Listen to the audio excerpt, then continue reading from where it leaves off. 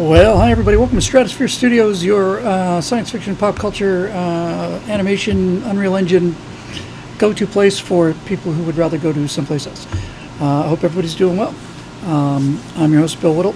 We are streaming this one out just to Twitch because even though I've had a week to get things done, I got nothing done this last week. In fact, I've had really 2 months where I've gotten next to nothing done.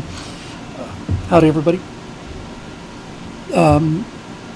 My wife's friends all report the same thing. I don't know if you guys have been feeling it, but it's just, I don't know, just advanced. It's not even malaise. It's just I can't get the energy to, do anything. I don't know what it is. We've got the air conditioning going. Those are the twin guardians. They're the guardians of the continuum. And that's because our building air conditioning is off today because it's Labor Day. And frankly, our studio air conditioning's been off for a while. So I'm sorry about that. It's 106 degrees today in Los Angeles. And I could turn them off, but man, it's going to get tough in there.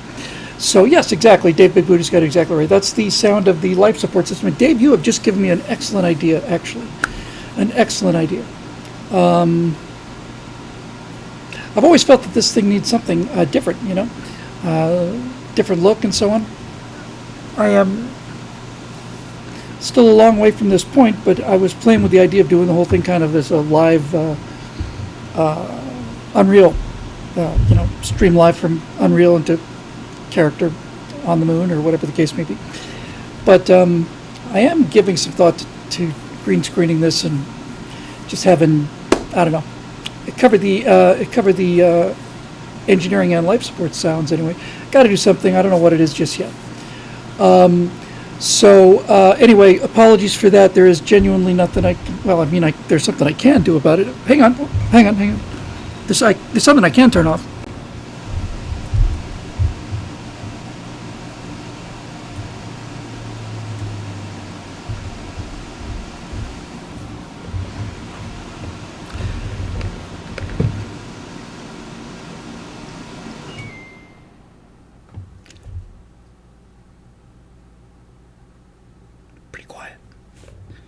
Quiet here.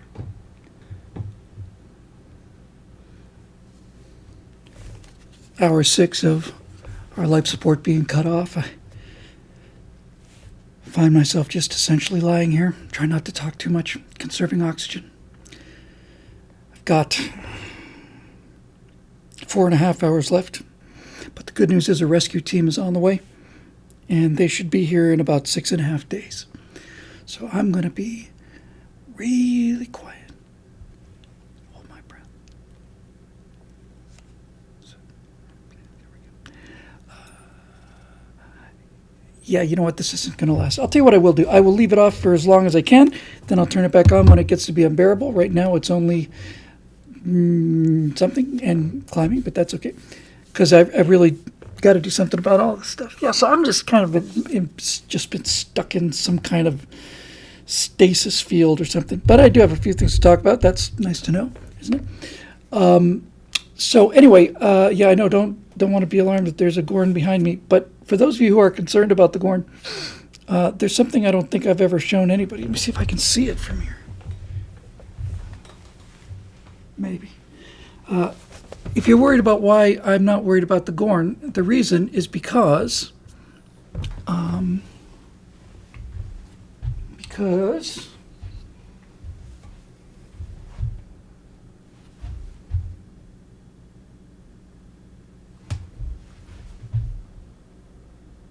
hard to see. Oh, almost. Yeah, there we go. Close enough. The reason I'm not worried about the Gorn is because Captain James T. Kirk of the Starship Enterprise is building the cannon out of a piece of bamboo. Greatest moment in the history of Western culture. Really, honestly, truly, I think it's one of the greatest moments in culture. the big reptile guy goes and gets a sharp rock, and Captain James T. Kirk, the Starship Enterprise, looks around. He finds himself some sulfur, some saltpeter. We're not going to ask where we got the saltpeter. Some charcoal. Found a big piece of bamboo. Is thinking ahead far enough to think that this bamboo is probably not going to hold it. Wraps some rope that he made himself around this thing. Stuffs it full of diamonds, because what else would you use? Waits till he gets to can't miss range. By the way, it's a shotgun, so he's got that going for him too. And down goes the big, strong, dumb guy. Yeah, man, it's the bang sticks. The bang stick that is the thunder stick. That's the key to Western civilization. Is that what they used in the term they used in Army of Darkness? It's my favorite thing. It's the thunder stick. Yeah, actually, awesome. So anyway, there's some fun stuff, some serious stuff. So, boomstick. Yeah, the boomstick. I love the boomstick. I love it. I think I love that. I love that movie. The second one, Evil Dead 2, is one of the great movies ever made. It is one of that movie. I didn't see the first one. I don't guess a lot of people did, but Evil Dead 2 shocked me to my core. I could not believe how funny I thought that movie was. Yeah, what was it? He's got that great line in the end of Army of Darkness where he says something to the witch. What's that final line? He says, it'll come in the comment section because things magically come there. But I just loved it. I loved it. Bruce Campbell, yeah, what a guy. So anyway, that's how we got that covered. But that is essentially Western civilization, right? That's it. It's everything, really. It's delayed gratification. It's all that stuff. Lady, I'm going to have to ask you to leave the store. That's the line. I just absolutely loved it. Another fun movie from back in the day that got a lot of attention. Sorry, kids, but at the time, but you haven't seen much of lately, is They Live with Rowdy Roddy Piper. Same kind of vibe. That's the movie that gave us the classic line, all right, I'm here to kick ass and chew bubblegum, and I'm all out of bubblegum. That movie, I don't know how well it holds up today in terms of anything else, but boy, I'll tell you what, it sure feels a lot more like that world now than it did then. Hang on a second, we both firing? Nope.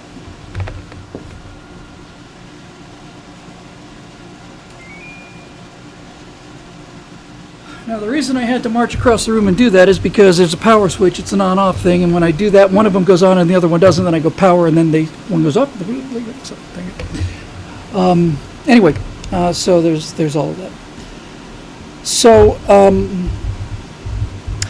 I thought what I would do is talk about a little bit about the Rings of Power, which I've not seen and I have no desire to see.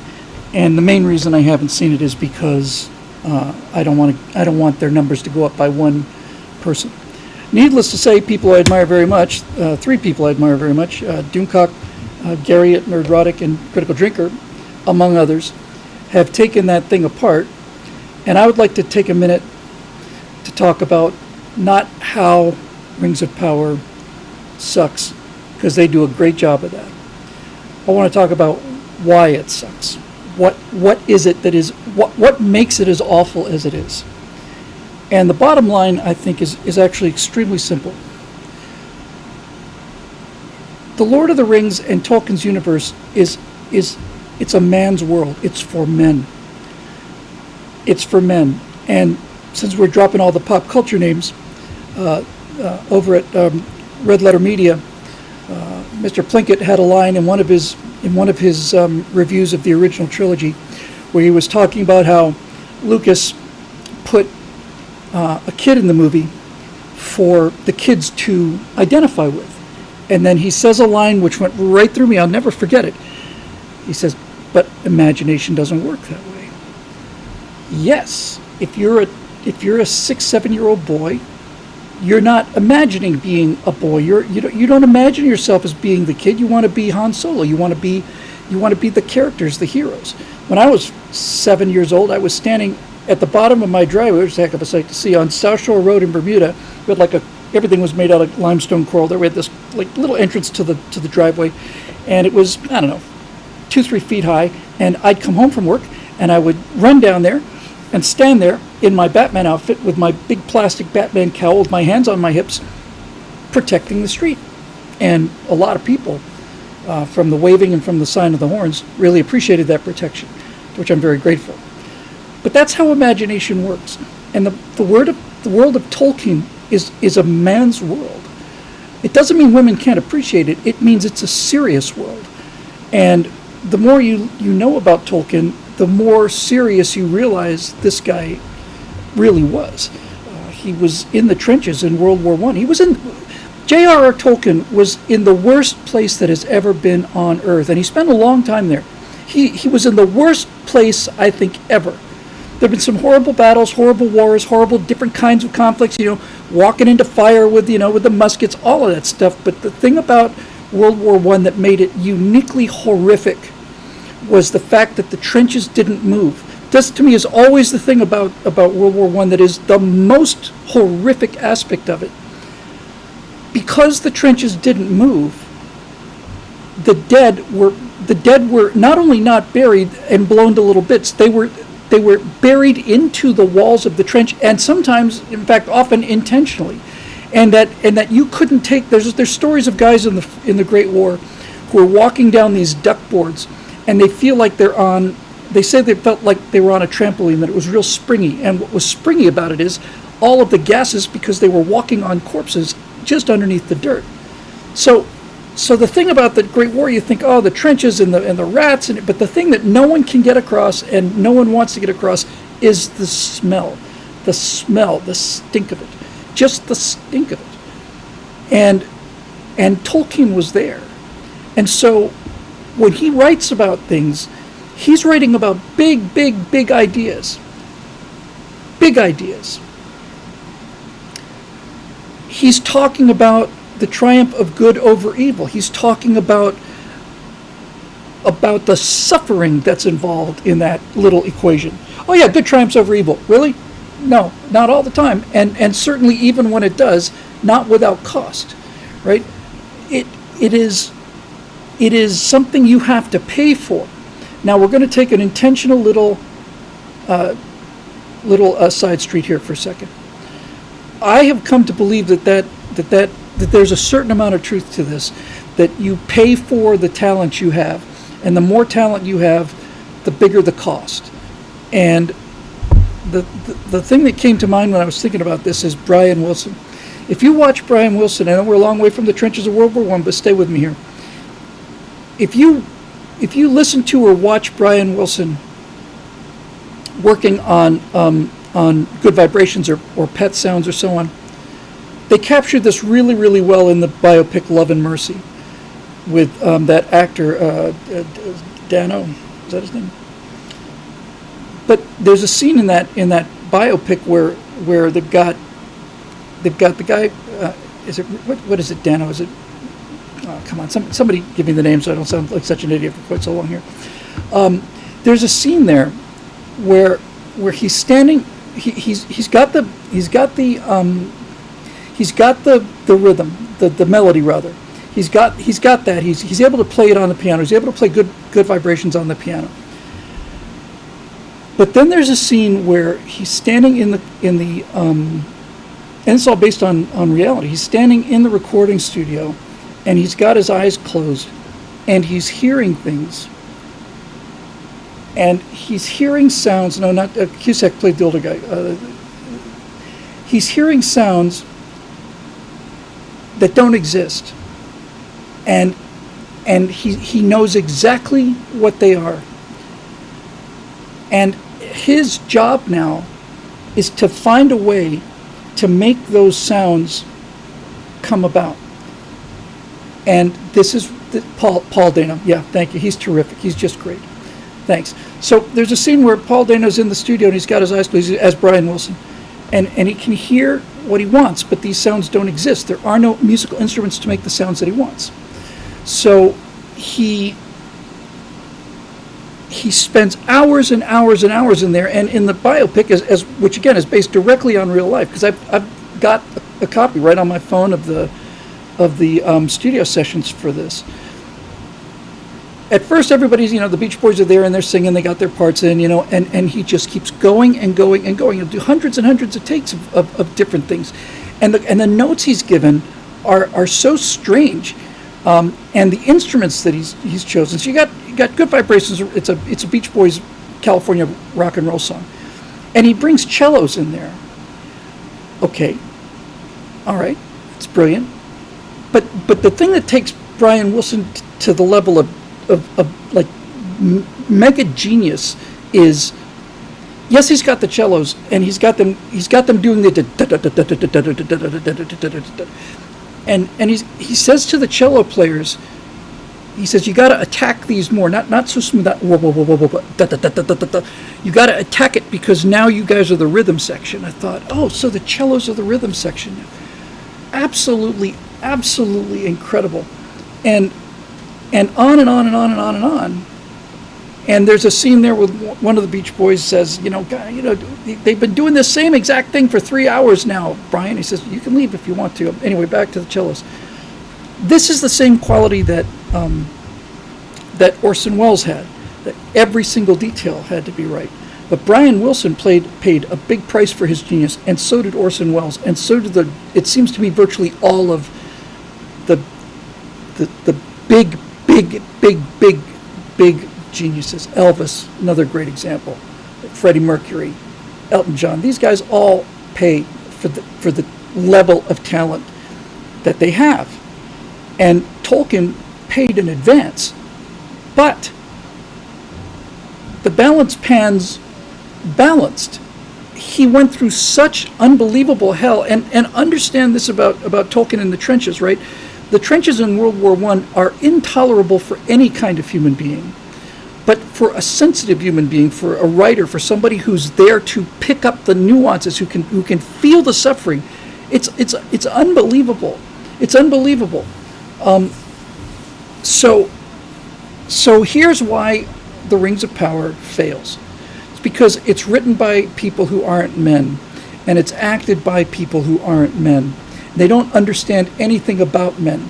They understand that this thing is worth a lot of money, but they don't have the slightest idea of what being a man is all about. And that's why all of it is so tone deaf. It's so tone dead. It's so awful. Even if it weren't Tolkien, take the whole Tolkien out of it and just look at the thing for what it is. It's awful. And the reason it's awful is because you cannot direct. You can act if you're good enough, if you've got a real script. But you cannot write and direct a story that is that much about manhood if you're not a man. And obviously the people who are behind this, there are no men at all on this program. They've got the women warriors because the men are too weak to have a problem with this. They've got these nobodies and nothings who are the showrunners for this thing. They haven't been through anything in their lives. Their toughest day is trying to figure out, whether they want the soy milk or the almond milk from Starbucks. They have no experience with hardship, no experience with sacrifice, no experience with heroism, no experience with any of it. If I'd had the money for that, I could have handed the Rings of Power off to any combat veteran, and they would have done a better job of it than this. And I mean anybody. It's based on a lie. This whole thing about Galadriel being the ultimate warrior is predicated on the fact that both the writers of this abomination and the producers and the actresses and the actors as well, they don't have a clue at all. They have no idea about what being a man is. The only thing they know about being a man and manhood is how it has to be destroyed. And so you wonder why this is the biggest catastrophe in entertainment history. It's because it's predicated on a lie. You have people who don't know anything about what they're talking about, writing and performing this thing. There you go. Now, as a really pointed counter example to this, I watched we talked about the Chosen, the series that Dallas Jenkins did, the largest crowdfunded entertainment project in history. It's the story of the life of Jesus, and they're now in their third season. And I'd seen clips, and I've been real impressed by it. We've had discussions about whether people want to see it or not. That's not what I'm talking about here. I watched a number of the behind-the-scenes segments. In fact, I watched probably an hour of it. And Dallas Jenkins, who I knew not super well, but I knew pretty much on a regular basis when he was back here in the Friends of somebody that may or may not have existed. So I knew Dallas real well. If I were to walk in the same airport as him, we'd spot each other across the airport concourse and say hi.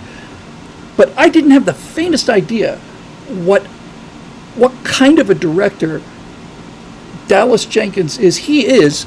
I'm not saying he's the best director I ever saw in terms of final product. He's very, very good. But I have never, ever, ever in my life ever seen a director that poised, that confident, that competent, that gentle, that firm. When you watch him work on The Chosen, I have never seen anybody direct like that. It's astonishing the connection he has, not just to the lead characters, but to everybody. So why is that? What has this got to do with Tolkien? Well, the reason that Dallas Jenkins is such a terrific, fantastic, off-the-hook, brilliant director of The Chosen is because he is a devout Christian. He not only understands the material, he lives it. If you had handed The Chosen to one of these, let's just say the same two guys who you handed off Rings of Power to, you wouldn't get the talking dog thing, but you would get this kind of, if it wasn't directed by actual Christians, then you would get, on some level, somebody'd be commenting on it, There'd be some kind of an ironic take on it. No one would take it seriously. Everybody would kind of show, yeah, that's kind of what they used to believe, and kind of weird. And so it's brilliantly executed, because the people that are involved, I'm not 100% sure about this, although I'd be absolutely astonished if it was not the case, but I'm sure that virtually every single one of the lead characters in that are devout Christians. So when you get the role of Matthew, or you get the role of Big James, or if you get the role of Jesus, you're not only not going to make a comment on it, you're not only going to show you're better than the material and kind of wink your way through this thing, you're going to be humbled by it. The amount of work that you will do as an actor on a show like The Chosen is, I would think, an order of magnitude greater or more than any other show that they have ever worked on or ever will work on, only because they recognize that this is entertainment, and it's good entertainment, and as actors they have a job to do, but this is bigger than that. There's something bigger than that here. And that attitude comes from the top down and permeates the entire show. So why is it that Rings of Power is so appalling and Lord of the Rings is so great? Peter Jackson is not a soldier in World War I. No. But Peter Jackson is a man, though. And Peter Jackson, when he eventually did, many years later, They Shall Not Grow Old, where he restored World War I footage, he had a grandfather who was in World War I. When you look at They Shall Not Grow Old, the amount of love and attention that went into it's an astonishing movie, by the way, documentary. If you haven't seen it, it's one of the most amazing things I've ever seen. For the 100th anniversary of World War I, they gave Peter Jackson and his special effects house hours and hours and hours of actual footage. And Peter Jackson took black and white footage that was recorded at approximately 18 frames a second. It's changing constantly because the guy's cranking a camera. It's never the same. It's black and white, it's terribly scratched, it's fuzzy, it's flat. And Peter Jackson's computer guys upscaled it to 4K, used AI to upscale it to 4K. They took it to, I think they might have taken it to 60 frames a second, which means their software had to draw the frames between frame 1 and frame 2.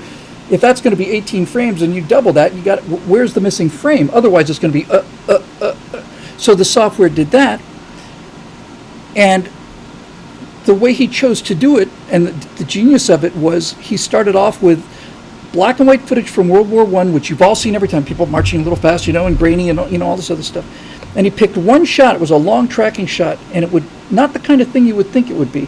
Just a bunch of troops walking along, British troops, and then very slowly,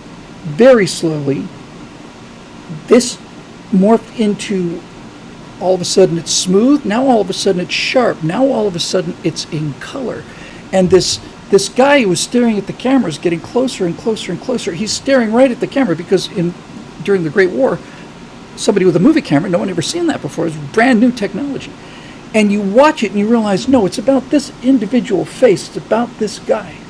And then they go ahead and you see the faces of the people. But when I say that he loved it because he's a man, he understood what went on there. He understood the sacrifice. This wasn't an assignment for him. This wasn't, I'm going to make a movie about the Great War. He knew what it was about. And because he knew what it was about, and because he loved it as much as he did, and respect is probably a better word, he went to the trouble to get all of the details right. He got all of his footage is silent. It's all silent footage from World War I. He hired a forensic lip reader to take a look at the footage that was shot 100 years earlier and tell him what they were saying, and then he said, okay, so we're going to recreate these voices. What unit is this? It's the 12th Welsh Fusiliers. Okay, where were they raised from? What's the unit? Historically, what is this unit that's on camera? 12th Welsh Fusiliers, and they came from, this particular region. So he would go and find people from that region so that their accents were perfect. Now, he didn't have to do that.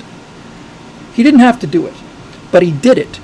And because he did it, it became a work of genius. And the same thing with Lord of the Rings. When Peter Jackson did Lord of the Rings and set up the Weta Workshop, the famous story is that when you're making a movie and you have a budget, limited budget, and you've got 200 Rohan warriors, let's say, you do the guys in the front row, whoever's going to be in the front row, the 10, 15 guys in the front row, they get what's called hero armor or a hero costume, right? Because they're in, they're not close-ups on them, but they're clearly visible. So you go to a lot of trouble on these hero outfits. And then behind that, you take less trouble. And by the time you get to 3 or 4 ranks deep, you just generally throw leather on them because no one's going to be able to see the difference. But what Jackson did was he said, no, every single extra in this movie is going to wear hero armor. Why are we going to go to that trouble? He says, because it will affect the performance of the background people. And I'm talking about the scores or hundreds of background people. And he's right. He's right. When you look at something, this is another thing that is said a lot more often on Red Letter Media that Mr. Plinkett says, and he's a genius, by the way. The guy's just a genius.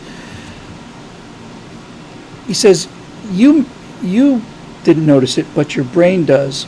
And when you look at things that are done with care and love, and especially respect and understanding, all of the details are right, and you may not realize it, but that's what's wrong with Rings of Power, is that nothing is right. The dialogue isn't right, the characterizations aren't right, the settings aren't right, nothing is right, because nobody understood it, nobody appreciated it. Let's take an example from Rings of Power, which, you know what, I'll just chuck this up there, just so we can see it, because while I've heard many people talking about how annoying this thing that I'm about to show you is, I've never heard anybody really talk about why. So the Rings of Power was licensed from the Tolkien estate, and thank God they didn't get the rights to the Silmarillion, which is, in my opinion, a much better story than Lord of the Rings. The Silmarillion is insanely brilliant, and so much depth and so many stories and all of this stuff, right? So let me show you what I'm talking about here. In terms of lack of understanding it and lack of respect and all of this stuff. So, since he didn't get the rights to Lord of the Rings, thank God, he just got the rights to certain notes, and they kind of Frankensteined the story together. He couldn't call them hobbits, but he had to call them Harfoots. Well, we all know they're hobbits, right? Everybody knows they're hobbits. So now take a look at this, because this is really important. Here's a still from the Rings of Power. God, I thought it was bigger than that. Not good enough. You know what? Let me find a bigger one. That's just get rid of that. Because the details are actually important. Let me ditch this here. Same picture. Nope. Where is it? You?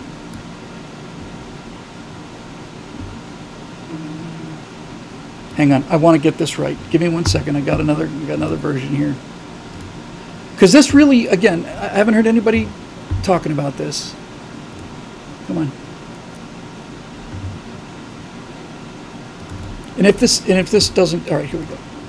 So here are the Harfoots, right? The hobbits. And I want you to look at something. People have complained about these characters, and they have gotten, come on, they've gotten close to it, but they haven't really nailed what it is that's wrong with this. Come on.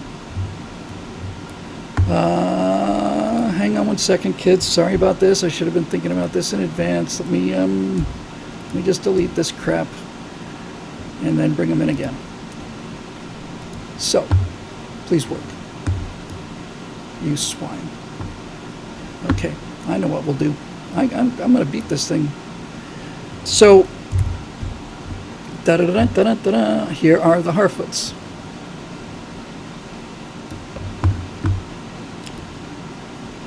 Eventually.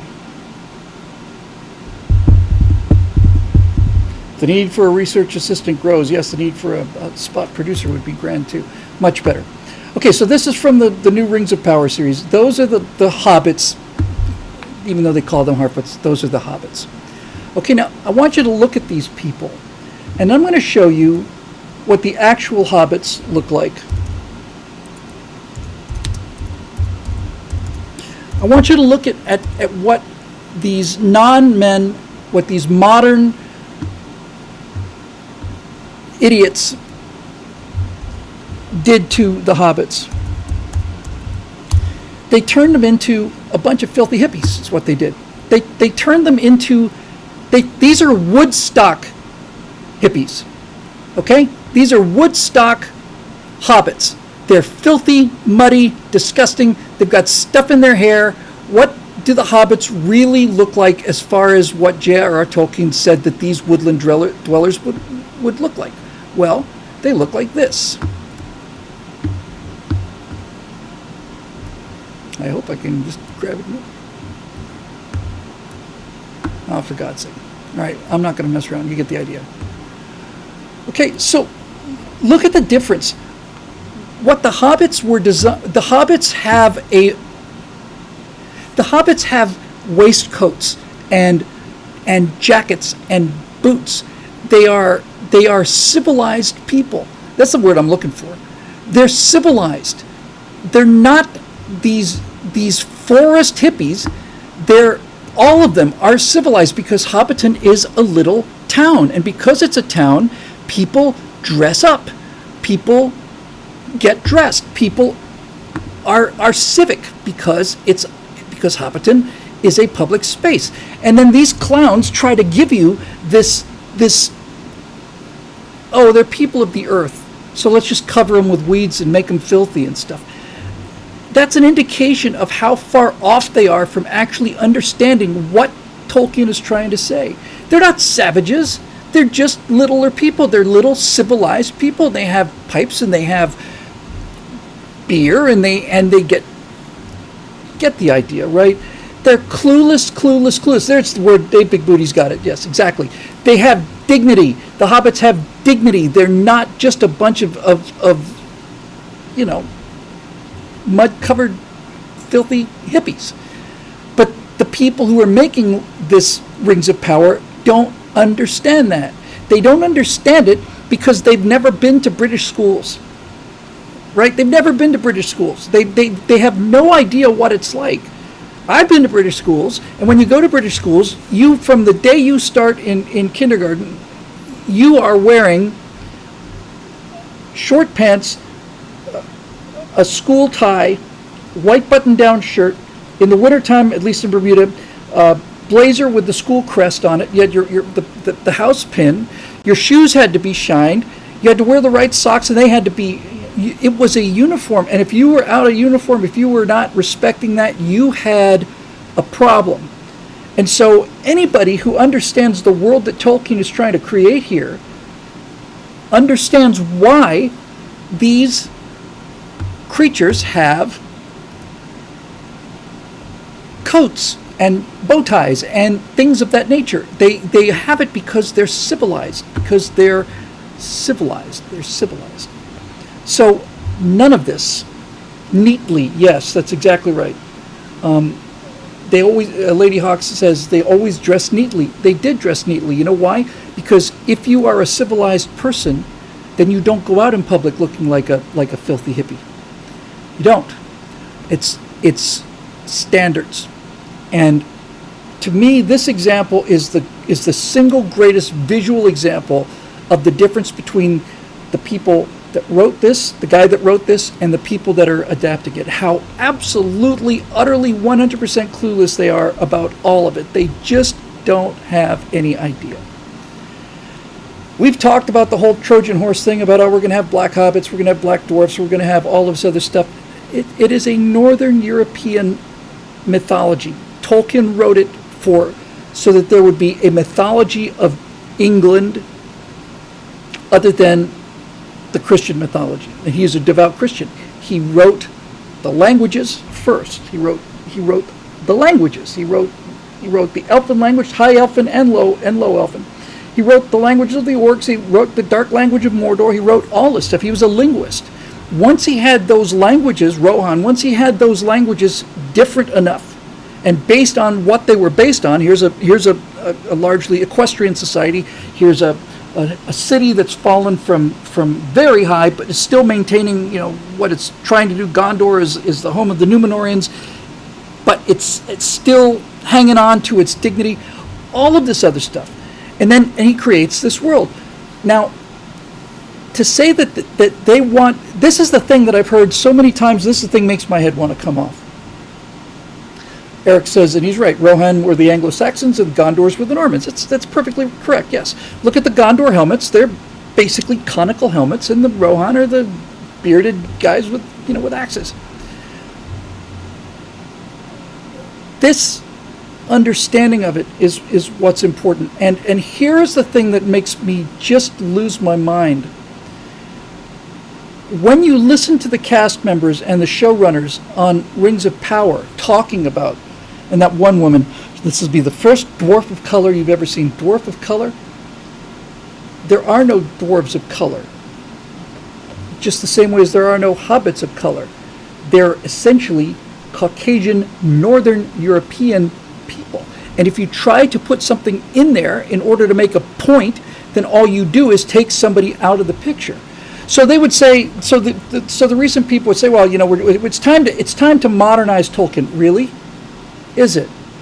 Because if you really wanted my opinion, I'd say it's time to Tolkienize modernity. That's what I would say. And they'll say things like, we want a Lord of the Rings, we want a Tolkien that looks more like civilization today. We want a Tolkien that looks more like the world looks today. Then why the hell are you making Lord of the Rings anyway? If you want something that looks like today, go out and shoot something in the streets of Los Angeles. You are creating a world, and you're marketing that world, and you're planning on bringing in hunks of money based on that name, and that name is connected to a mythology, and you are going to try to basically knock that mythology to pieces in order to get the money, and in order, of course, to teach us all a lesson about the patriarchy and all the rest of it. The woman who's playing Galadriel in this movie could not lift the sword. We talked about this last time. Couldn't lift it. She cannot lift it. I'm telling you, if it's a real sword, she cannot lift it. Certainly can't hold it. Whatever that armor she's wearing is made out of, it's not made out of iron, and it's not even made out of mithril. Okay? It is made out of plastic or foam, because she can't walk in it, because she's just a little wisp of a creature doing all these sword turtling things and showing the men how it all works and stuff. Okay. This world of J.R.R. Tolkien is not for them. Let me be clear on this. The way it's written, it's for everybody. I don't have to be a hobbit to identify with the hobbits, because I'm not a hobbit. It's got nothing to do with my skin color. I've never once thought that. Whenever I see heroes on screen, it never once occurred, oh, I could really get behind this John Shaft. He's black. I can't really connect to him because he's a different color. It's all garbage. It's all a lie. It's all based on lies. But if I were to make a movie about Shaka Zulu, historical figure Shaka Zulu, and I were to have a meeting in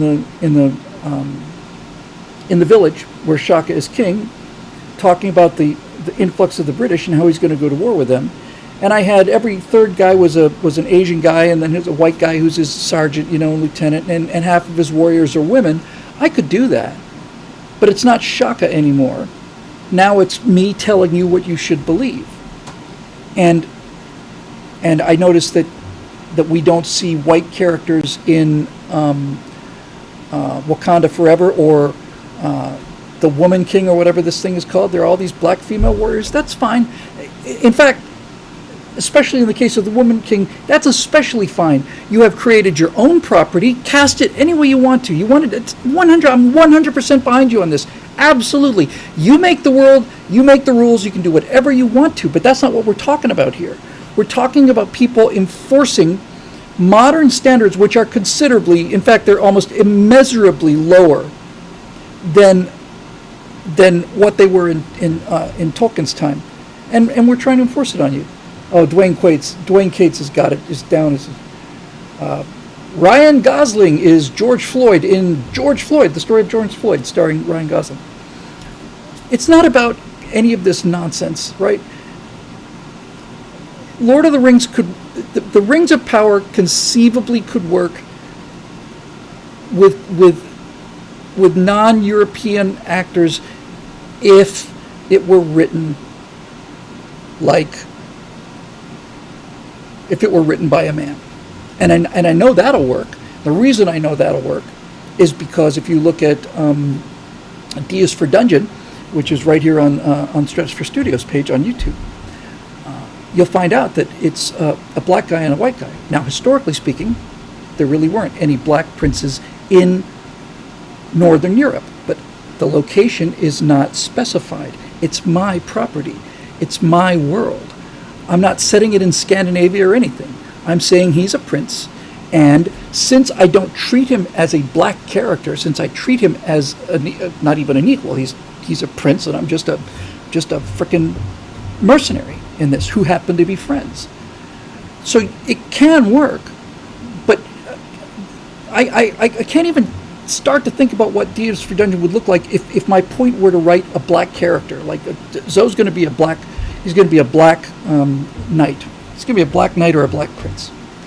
It's over. In fact, if you really want to know, the secret, deep down dark secret of Diaz for Dungeon is that is the point of the entire thing, really. There's all the references to all this other stuff and all these clever little references, but the bottom line of it is it's a black guy and a white guy who are friends, who are going out to do good against evil.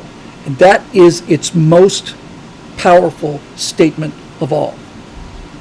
And so all of this is just a lie. It's a lie, and people just need to call it that. This is a lie. Galadriel hanging from a sword is a lie. Black dwarves are lies. Black elves are lies.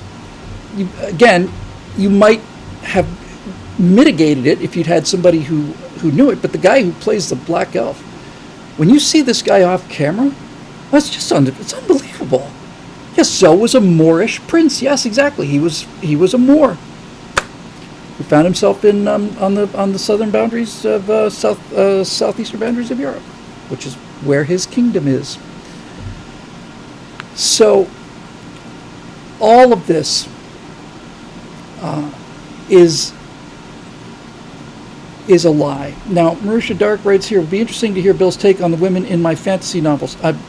If I had the time to read them, I would be very, very interested and excited in doing that. However, and it's not however aimed at you, Marusha, who's one of our most regular commenters here live. If you're not watching the show live, you're missing out. You're not going to get any of these criticisms from me because this is your world. When you write your stories, you write whatever world you want to. Whatever you want to do, you can do. But you can't the rule's very simple, right? This rule is true for science fiction, it's true for fantasy. You can create any rules you want to. Any rules you want to. Guy got bitten by a radioactive spider. Really? Yep. Okay. All right. I'm with you. Why would I go along on this trip? Because he can walk up walls and sling through it. He's got this great attitude. Okay. So you've set the rules for Spider-Man. And you've made the rules. And now you have to play within the rules that you've made. You can't have Spider-Man suddenly develop the power to walk through a wall if he decided to. Just teleport through a wall. No. If you're so lazy that you absolutely need to do that, you haven't put Spider-Man through a wall. You've destroyed Spider-Man. Spider-Man can't walk through walls. James Bond is not a woman. James Bond is not American. James Bond isn't any of these things. James Bond is a mostly psychotic white male professional killer who works for the government of Her Majesty. Period. And any deviation from that is not James Bond. Now, again, just so we're clear, if you want to make a movie about a black woman who's a spy for Her Majesty's Secret Service, knock yourself out.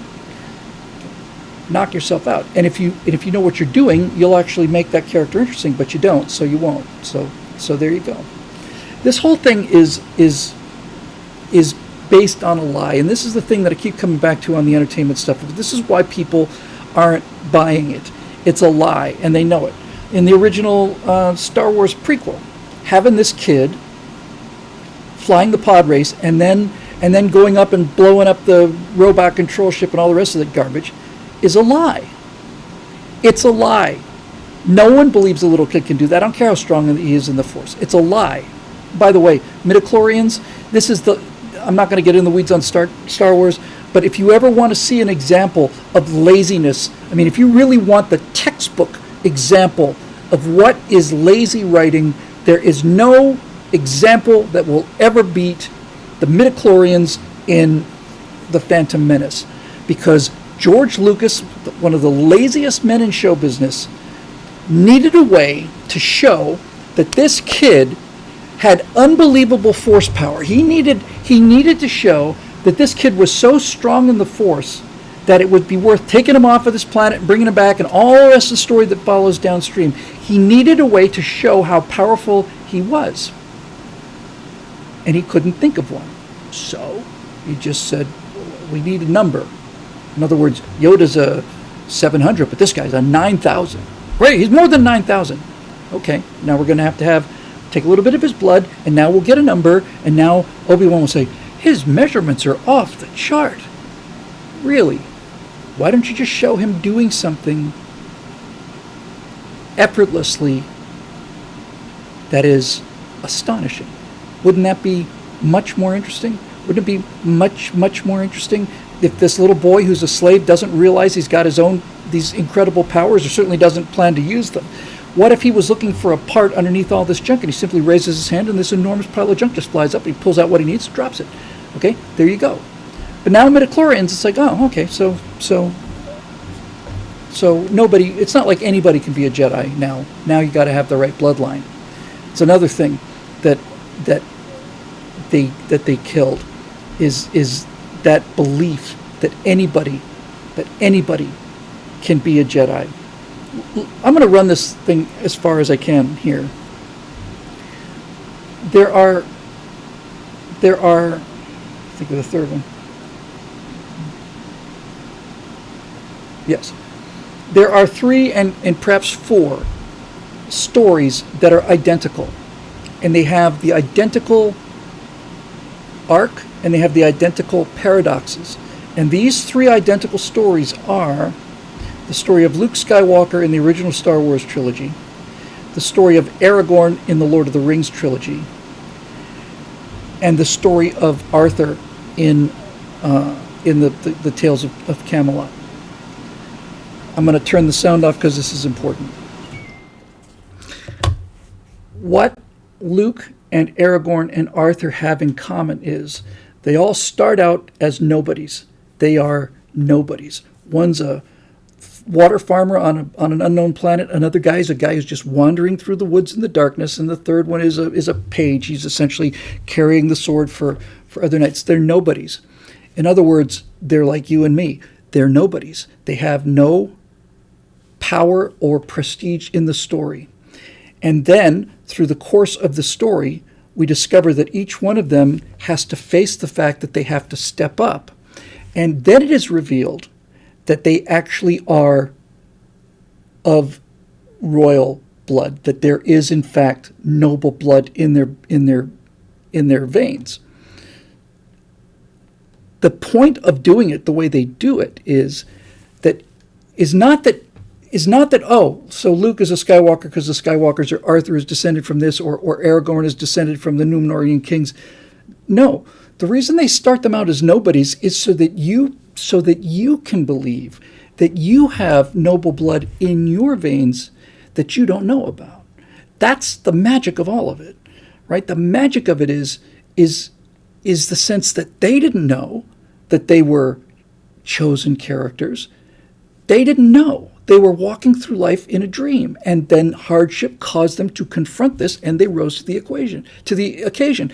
And the reason that works is because you, as an audience member, don't start off with Luke as a Jedi Master, or with Arthur as King of the Britons, or with Aragorn as the King of Gondor. They're nobodies. They're muddy, dirt-covered nobodies. Look at this, Dennis. Some lovely filth down here. They're just regular people.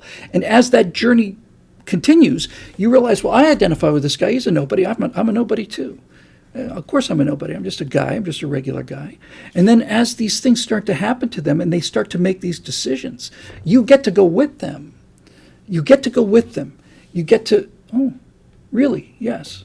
You've always had this in you? Yes, you've always had it in you. It's always been there. Always been there inside you. You just didn't know it.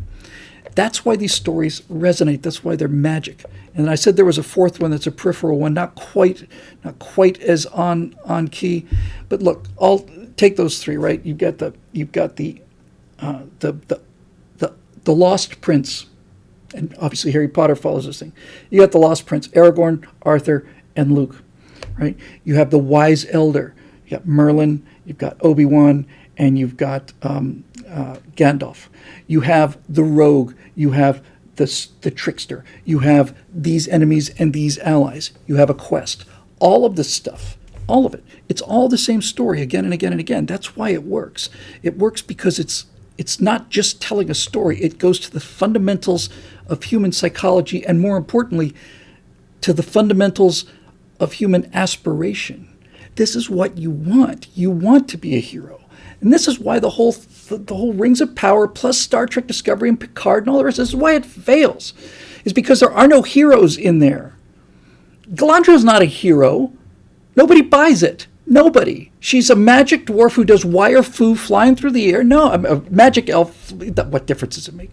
Nobody believes this, right? Nobody. But if you can connect a person watching this or listening to this story to the transformation of the character from a nobody into a king, if you can do that, then people will love that product, and they won't even really know why.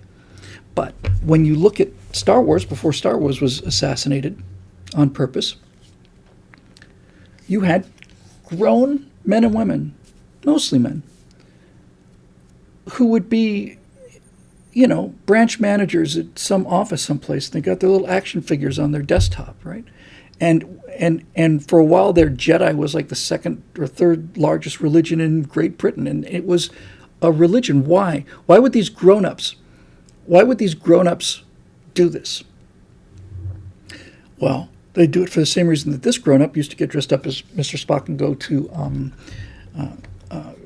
costume contests on Halloween. They did it because they felt so connected to this, that this was so powerful to them, that when they had a chance to express themselves and the money to express themselves, then this is what mattered to them. This was what was important. The Jedi Code meant something to millions, hundreds of millions of people. What does it mean now after Last Jedi and all this other stuff? What is a Jedi now? It's an angry guy who drinks green milk from sea cows and throws his lightsaber over his back and into the water and tries to murder people. And what about all the Jedi history and the lore and all of the code, the 1,000 years or generations depending on who's writing it? What about all that? Are those old books? Pfft, nah. So who destroys the old books? Who sets the old books of the Jedi way on fire? Is it Darth Vader to destroy the Jedi? No. The person who destroys the books about the Jedi is the only person in the entire fictional universe that can destroy the Jedi, and that is Yoda, because he is the personification of the Jedi. If Darth Vader had burned those books, or if some lightning or orbital bombardment or something had destroyed those books, then what those books represented would still be intact. But if Yoda says, nah, there's nothing there, they're old and boring. If he says it, you've eliminated the Jedi Order. And you can't unsee it. This is what science fiction is bound by and what makes it work, and this is how you destroy it, is canon. What is canonical, right? What is canonical? Once something has appeared, because there's 10,000 different opinions about all this stuff, but the only thing that everybody can agree on is the stuff that appeared in the movies or the books or whatever. So canonical, what's canonical? Well, it's now canonical that the Jedi Order is silly. It's not even passé. It's sad. It's sad. And so they have retconned it, they've retroactively conformed it, they've destroyed it. It doesn't exist anymore. It doesn't exist anymore. Eric Blake says at the end of the movie, they show that Rey has the books with her and Yoda knew it. Okay, maybe. But the point of the matter is, Luke doesn't know that, and when the books are burning, he says to Luke, he doesn't say, don't worry, Luke, there's a spare copy anywhere. He says what he says because that's what the writer and the director, what Rian Johnson wanted. He wanted that destroyed. He wanted it destroyed. And the reason that, why was Rian Johnson put on this movie of this magnitude? Why? Because Kathleen Kennedy is an evil, self-centered, narcissistic, insecure bitch who has decided that she hates everything about pop culture and males, and she went in there to destroy one of these archetypical, in fact, the archetypical story. She went in there particularly to destroy it. That's why Rian Johnson got the directing of The Last Jedi, and that's why everything has gone to hell. She pulled it off. She's done it. She's destroyed all of it. I saw somebody mention Solo. I hate it's Edward Smith. I hate how Solos and the Skywalkers seem to be the only families of Jedi. In The Force Awakens, right, the first of the final trilogy, you've got the most popular character in Star Wars. He's not the most important character, but he's by far the most popular character. I know everybody wants to be Han Solo, and Luke's kind of a all right. A lot of people want to be Luke, but Han's the guy to go. Han's the cool guy with the car, right? Han is the coolest guy in the school with a leather jacket and the fast car. Everybody wants to be Han. So you've got this character who has, over the course of all books and TV shows and all the pop references and so on, is probably the most iconic character, certainly in the franchise, and one of the three most iconic characters in Western culture. And you've been given this character. You've managed to get Harrison Ford under contract. What do you do with him? You would think that a character with that kind of magnitude, that anybody that understood anything, if Harrison Ford doesn't want to do this anymore and you want to write him out of the series, okay. It's Han Solo who single-handedly destroys Starkiller Base, right? He dies for a reason. What did they do? He was stabbed by a goth kid in a back alley someplace. When he fell to his death, I said, that can't be the end of Han Solo. That can't be. They cannot. It's not that I couldn't believe that they'd killed him. I couldn't believe that they'd killed him for such small gain. I think it's in the Silmarillion, or it's one of the backstories, or it's in Lord of the Rings, actually, is what it is, where when the orcs take over Khazad-dûm, and they they kill the dwarven king, and then somebody goes after him, and the words Tolkien used was, they threw out a purse filled with coins of small value. In other words, here's a couple pennies. That was the insult on top of the outrage, right? It's kind of what it was. It was watching Han Solo get run through was like, here's a purse filled with coins of small value. We're going to just mock you for it. So, all of this stuff is all tied together. And my initial premise, I think, is really it.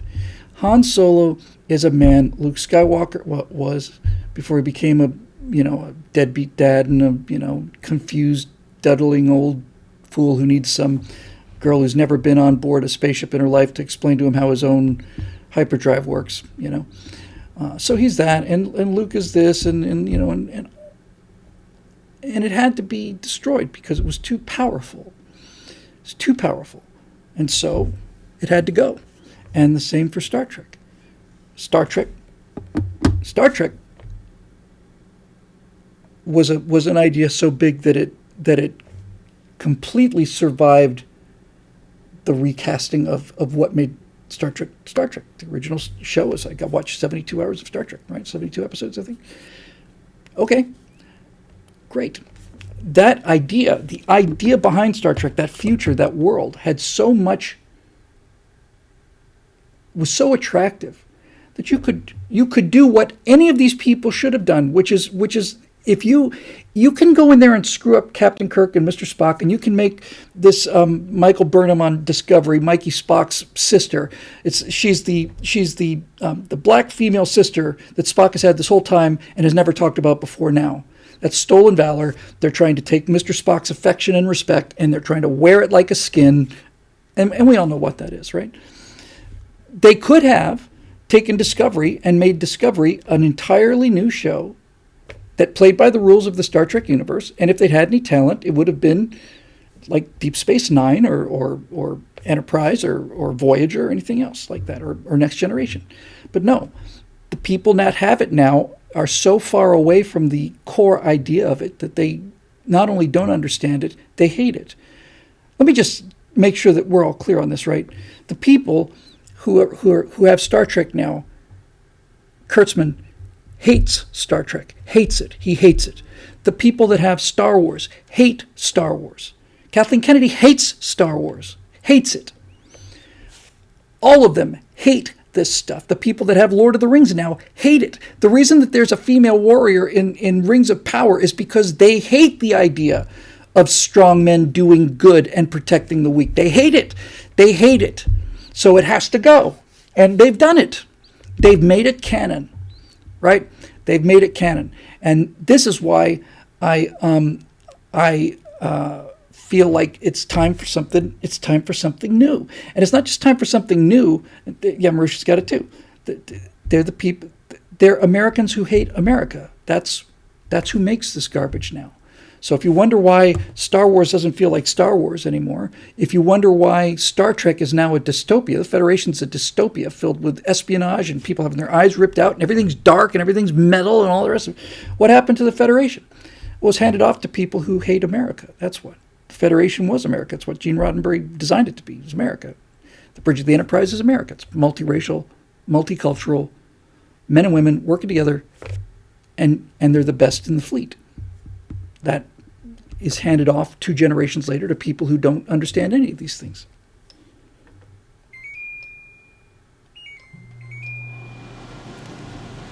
And we wonder why we're in such moral decay. We're in such moral decay because we have nothing to believe in. Star Wars is religion for post-Christian America. And by the way, Dwayne Cates mentioned Eowyn. You see, Lord, this is the thing that really is the most offensive. They're saying, well, Tolkien is kind of a misogynist, or Tolkien was a racist, or whatever. He didn't believe that women could do this. So what was Eowyn then? Eowyn, this woman, this girl really, kills the king of the Nazgul. Why give it to her? Well, Éowyn, when you look at that, if we were to do that scene today where Éowyn kills the king of the Nazgul, here's what would happen. The Witch King. The Witch King would come down on his thing. Éowyn would say, not another step further. He'd draw his sword. She'd do some wire foo. Boom, boom, boom. Blah, boom, boom, boom, boom. Huh? Pull it in. While everybody else cowers in fear. That's not what happened. That's not how it was done when it was done believably. When it was done believably, she stepped forward to protect somebody she loved. And the first thing that happens is Sauron smashes her arm so bad, breaks her arm, and basically nearly kills her. Poison from the contact nearly killed her. It's clear in the novel. And she can barely lift this sword, right? But she is able to kill him because she is the person that fulfills the prophecy. The reason that the king of the Nazgul is so arrogant is because he has been told and has come to believe through prophecy that no man can kill him. Correct. In a way, it's it's almost a play on words at Tolkien's. It's almost a pun, right? No man can kill you. That's right. Go do all the evil you want to because no man can kill you. Right. But a woman can kill you. And so what Tolkien did was he showed a woman doing her best at becoming a warrior, and the male warrior said, no, you can't come because you're not strong enough. And she sneaks out. And she's wearing a mask. You understand the difference here, right? If it was made today, she would be leading the charge.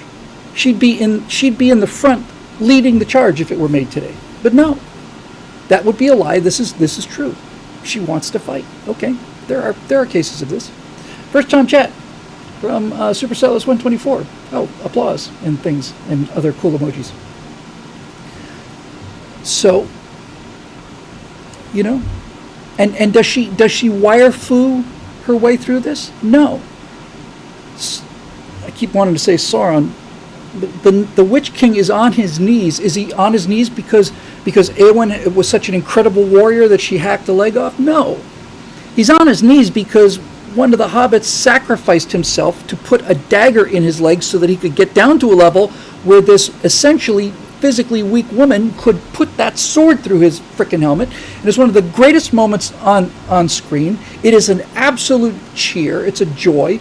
I absolutely loved it. I didn't for a second think that this was no, because nothing about it was a lie. There were no lies involved. She wasn't leading the charge. It was based on truth, and that's why it worked. That's why it worked. She wouldn't have been able to do it without Merry. Was it Merry or was it Pippin? Must have been. I think I would know that, but I've completely forgotten. So there you go, right? All of these characters in Lord of the Rings, in the original series, by the way, all of them was Merry. All of them it was Pippin, it was Merry, it was Pippin, it was Merry, I don't know. Merry went to Rohan, Pippin to Gondor, right, so it would be Merry. Right, okay. So, this is the difference between truth and lie. This is why some entertainment works and other entertainment doesn't. Ripley works because she's based on truth. Talked about this before, might as well add it again. The reason that Ripley works, especially in Aliens, is because, listen now, it's really this simple, honestly.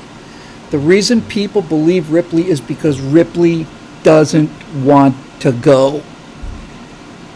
Period. That's why she works. She doesn't want to go. She's not, I'm going to get those, I'm going to take all of the alien head. No, the last thing she wants to do is get on that platform and go back down into that atmospheric processor. It's the last thing she wants to do. Her more than anybody, because she knows what's really down there. She's seen what actually happens once you get taken by one of these things. But she goes. So what would motivate her to do that? Would she go down there to save Hicks? I don't know. I suspect not. I know that Hicks wouldn't want her to, but she goes down there because there's this little girl who's her surrogate daughter, and she's going to protect this child.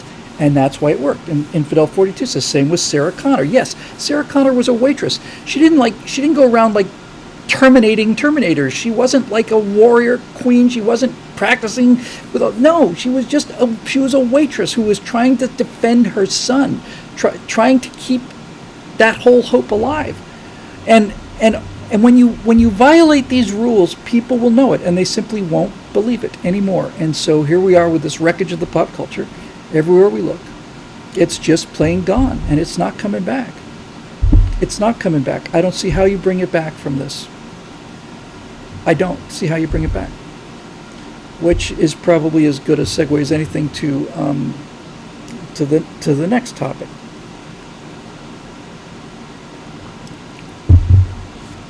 When I started wanting to do this, I'll put all the cards on the table here. When I got the idea to start playing around with Unreal Engine and you know all of these character stuff, I played around with this thing called Daz 3D, which had me fascinated for 7-8 months, even though I knew it was for cover of romance novels and stuff. But it all started when some people in the Stratosphere Lounge comments said, you really should be playing Star Citizen. So I played Star Citizen, and I loved it. And I looked at all this cool stuff, and I said, all right, Star Citizen's going to take off. Why don't we tell, like, out-of-game stories about Star Citizen, and then we'll be inside Star Citizen as players, so we will determine the course of how things go, because this thing's going to be, 50,000 players, and you'll be able to have your own bases and defend your own bases and launch wars and raids and all the rest of it and so on. So that's basically where it came from.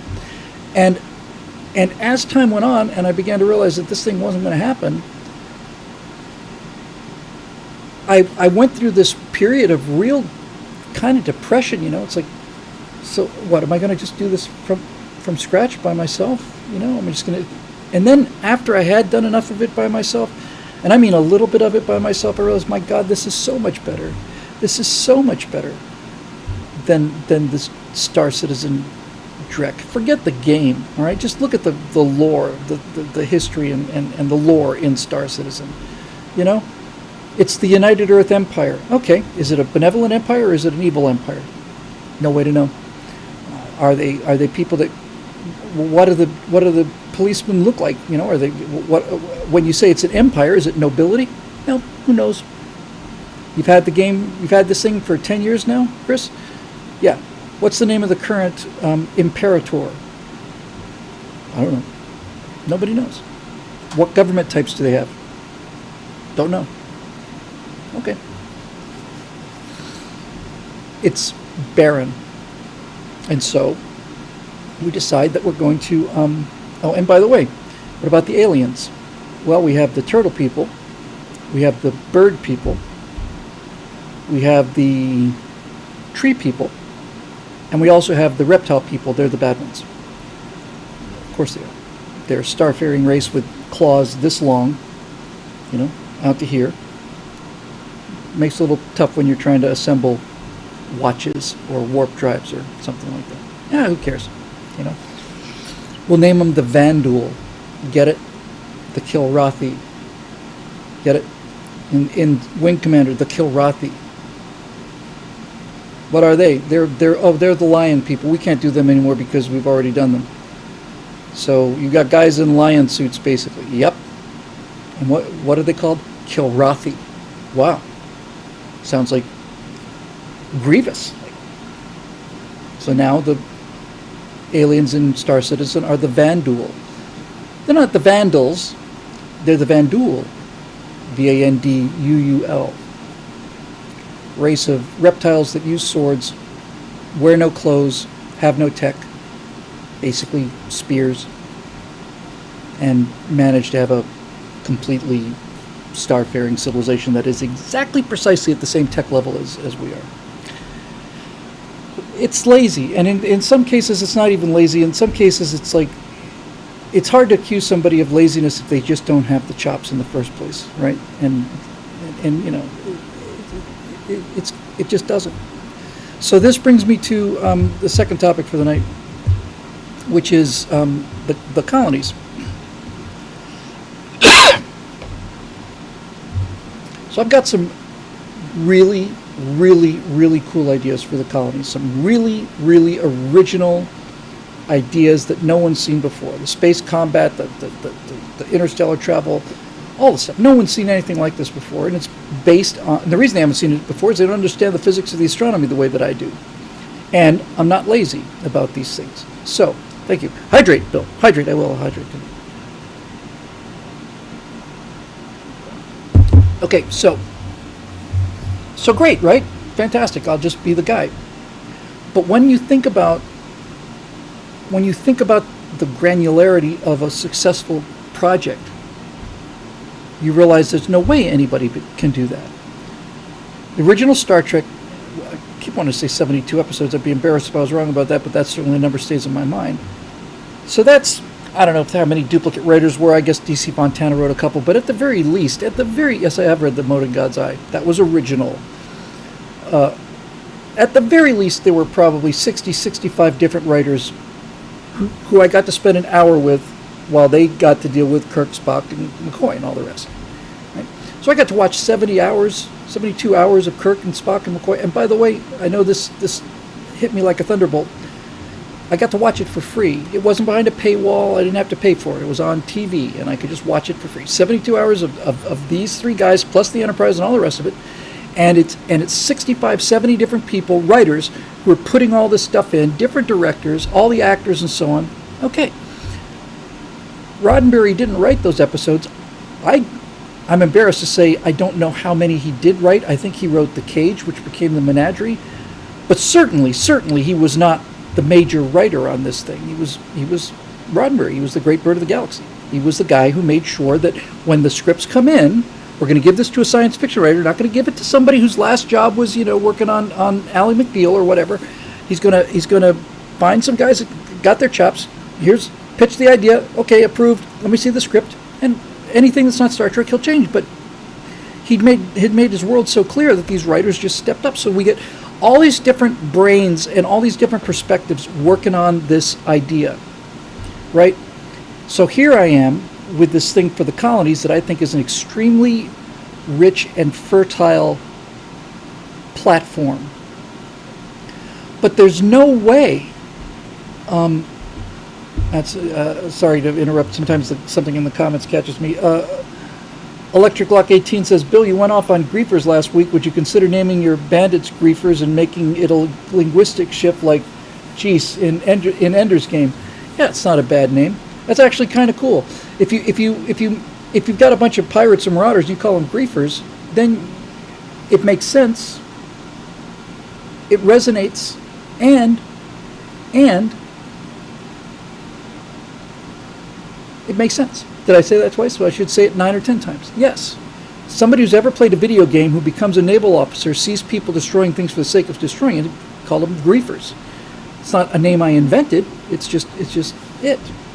So here's my problem with this whole colonies thing. I'm not going to live long enough, and I have no desire to pencil in all of this detail. And that's why I keep talking about this project as essentially open source project.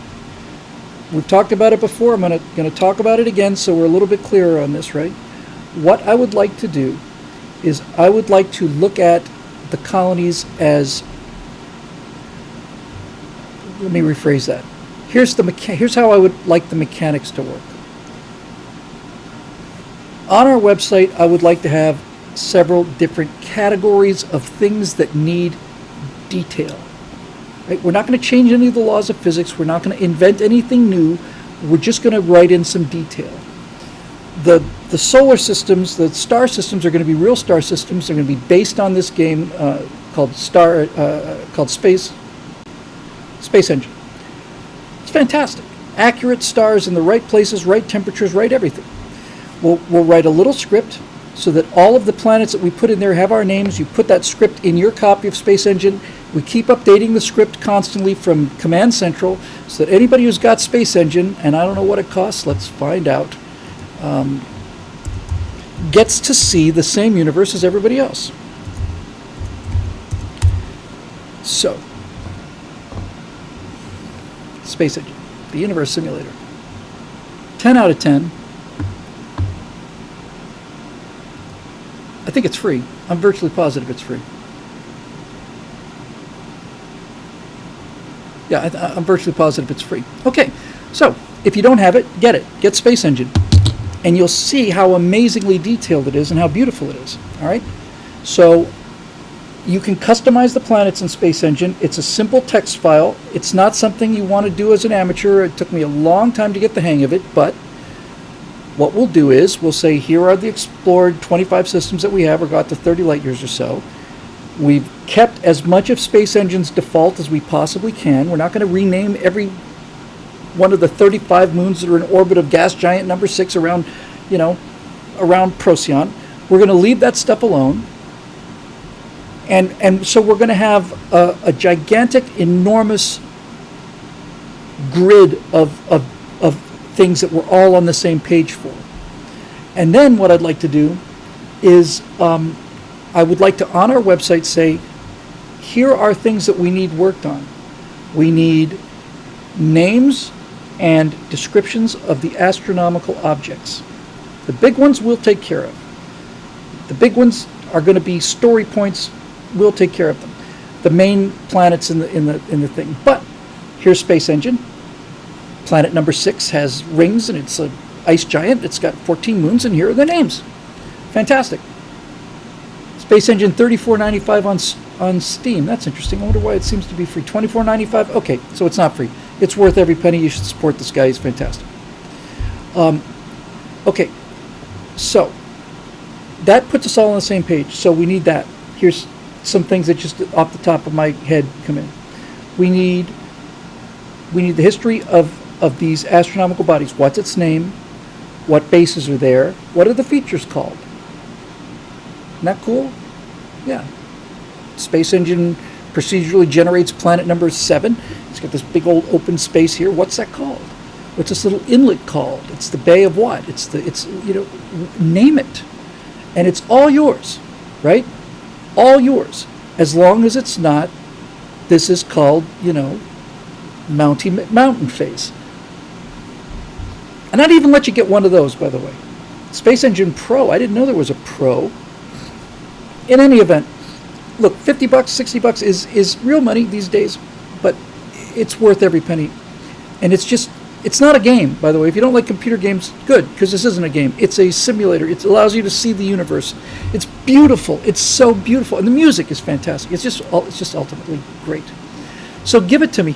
And then if you can do something clever, like give someplace at the end of a peninsula a name like Desolation Point or something, right?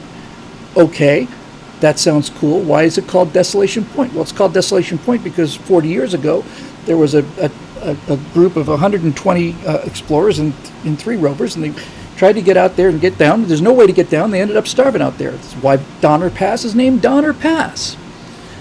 Yeah, the code of canon for their series, you could do something similar. Okay, great. We need that. We need the names of corporations. Lots of them. We need corporation names.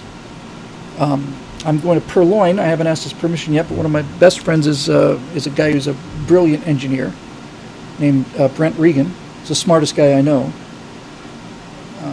And I know some smart guys. And so one of the main starship manufacturers is going to be Regan Dynamics. That's a realistic name.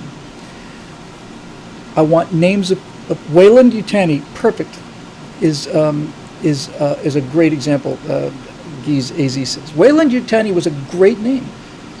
So we'll need names of these things. Ideally, we'll need logos of these things. These logos have to look good. They can't look amateur good. I can help with this. But what are they? What do they do? What's their background? Where are they based? Right? All of this stuff.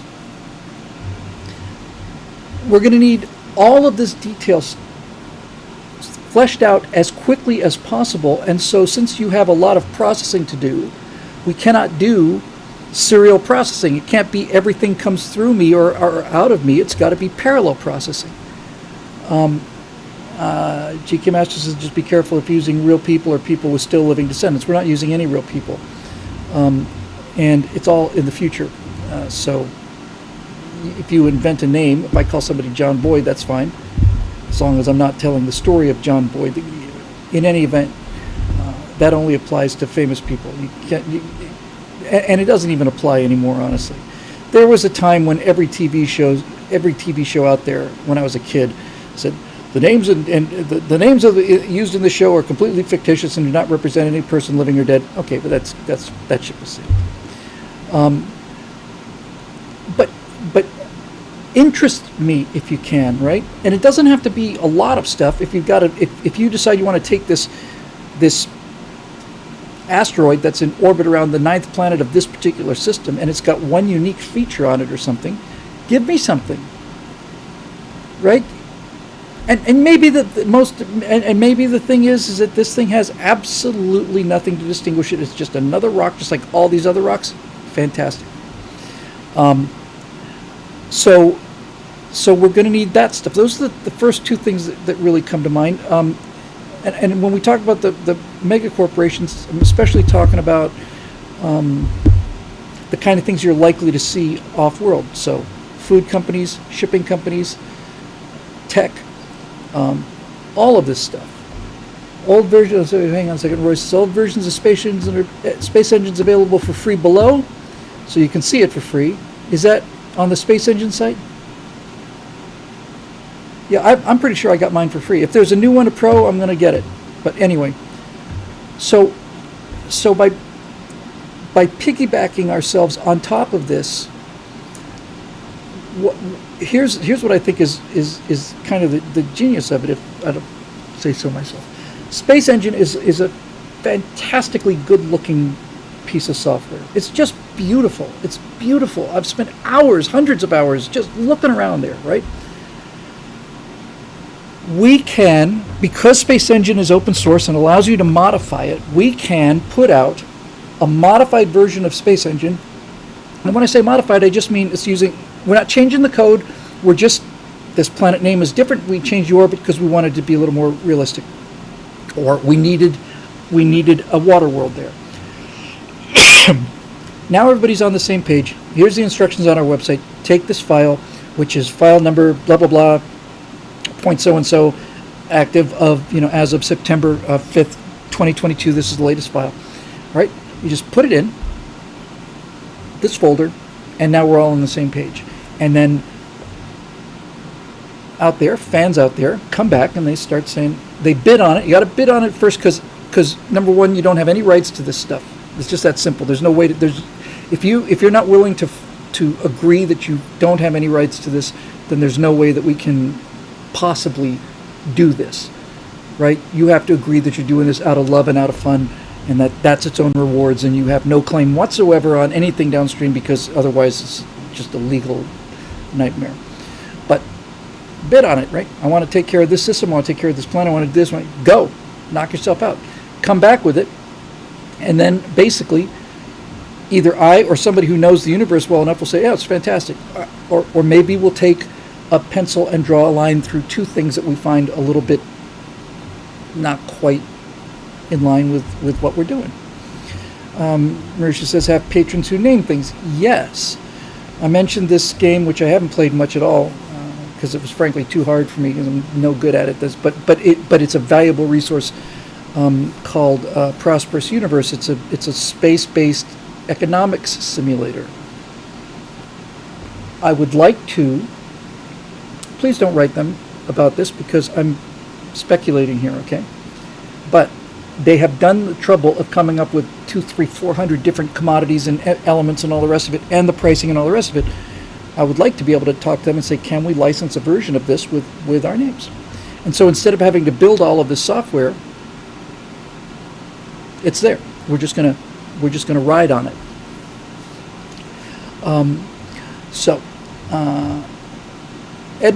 Ed Smith 01 says, will there be and sons in among those names? Absolutely. And there'll be Etfields, and there'll be all of, yes.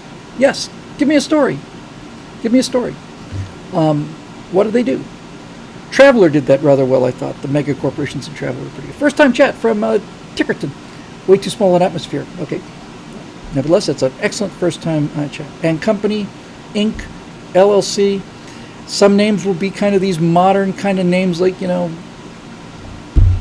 Hulu and all these other kind of childish kind of, names. And other names will be very serious. What do they do? Where are they based? And so on and so forth. There you go. I'm still having a hard time trying to figure out what the politics of this looks like. I think, well, we have a larger point here. It's not just a political point to make. It's like, if the story's going to work, it's got to work for a reason. Look, I want to create a science fiction universe where you want to live, so that this is what life would be like without these people. Without these people telling us about, you can't have nuclear power and you got to turn down your thermostat. That's what I want. Just that simple. So if you're going to have that, then you've got to have what they're leaving, going out to the frontier. Great. It's dangerous on the frontier. Right. There's nobody out there. Right. There's no social life. Correct. You'll be alone. Yep. What is it that's so bad that will drive you to that? That's what's here. And that's red tape, corruption, cronyism, censorship. That's where Earth and the core systems are. They have, it's just one more cycle ahead of us. They are rapidly on the downward thing. Yeah, Marusha's got it. The Earth has been destroyed by space Karens. Sounds funny and flip, but that's essentially it. Space Karens have ruined anything. When space exploration started, you couldn't be a Karen because you had to have useful people. But in the center, where everything gets more and more sophisticated, eventually the Karens will have a food source and it won't be dangerous, and so they'll go and ruin that, and then we got to move again. That basically, Gulch is exactly right. Copy Shinato has got it exactly right. It's like this is what life can be like if you would leave talented, hardworking people alone, and we're going to show that again and again and again and again and again. I was thinking, talking earlier a little while ago about a Star Citizen and the United Earth Empire. It's like, oh, an empire, how fresh, how original, all right, so what are you going to come up with, Bill, if you're going to be digging on Chris Roberts for originality? I think that the source of evil has to, this thing that everybody's running away from, I think it has to have a bureaucratic name that is so nondescript that is in fact why it's scary. I don't think it should become the Ninth Empire or the Federation. I think it should be called the Central Administrative District. CAD. Right? The Central Administrative District. Isn't that perfect? Doesn't that just tell you anything you need to know about that? If the entire interstellar commerce is basically the political structure is called the Central Administrative District. You got it, right? It's international, it's elitist, it's how pleasingly banal, infidel, you win the internet for the day. Yeah, the Central Administrative District. We don't have to give it a scary name. It's not going to have a scary name. It's going to be scary on its own. The reason it's scary is because there's nothing more terrifying than the Central Administrative District. What does that mean? It means you don't get to go out and sell things. You don't get to buy things. You don't get to put a house. It means you got to take a shower with a helmet on, or else you hurt yourself. That's it. So it's pretty much there. Now I just have to get I did not know this until I watched the behind-the-scenes stuff on The Chosen, which I mentioned an hour ago, with Dallas Jenkins being the best. I've never seen a better on-set director than Dallas Jenkins. Never seen anybody so calm, so open, respectful, firm. Right? But Dallas, when he went to do the crowdsourcing, he had a short called Shepherd? Was it called The Shepherd? So he had something to show people. We have to have something to show people. So there's that. And then finally, one of the other things I'm going to be looking for are people who have expertise in certain areas. Anybody who's been on a naval vessel, a real naval vessel, I'd love to talk to you. I want to know what that sounds like. I want people who are good with economics. I want to use this, frankly, I want to use this prosperous galaxy thing to set up a parallel economy that goes along with the ongoing video storylines, because that also allows people a place to go. So we need people who know what that language sounds like. I've seen a bunch. I can't tell you how many of these science fiction shorts I've seen on Dust on YouTube. Oh my God.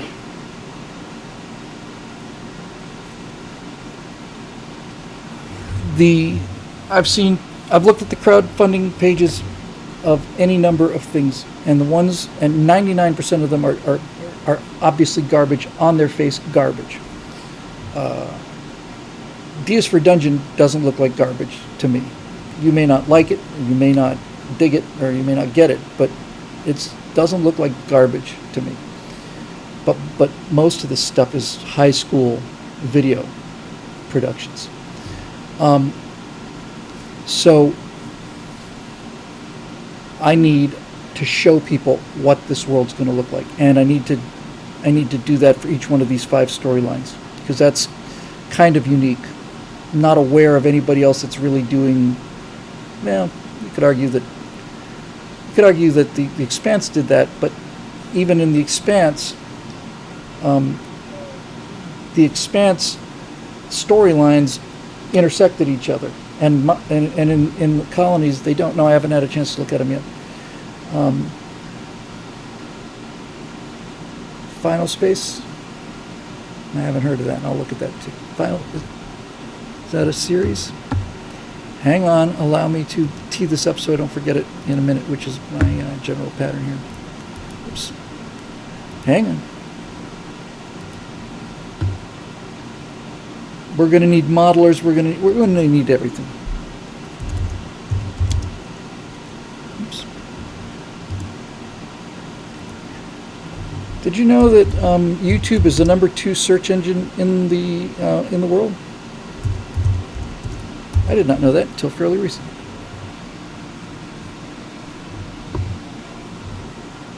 Okay, so it's a cartoon. Okay, rock on.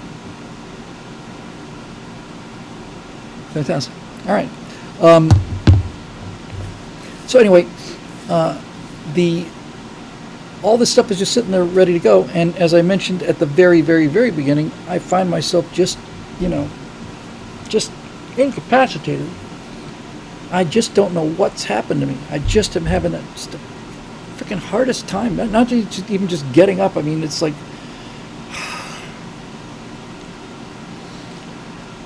I will get over it. I suspect I need a vacation, but I'm just spinning wheels. I'm just really burned out, and this is the worst possible time. Now's the time I really need to be getting to going. So I don't know what's causing that. Maybe some of you guys have some idea or something. So there's that.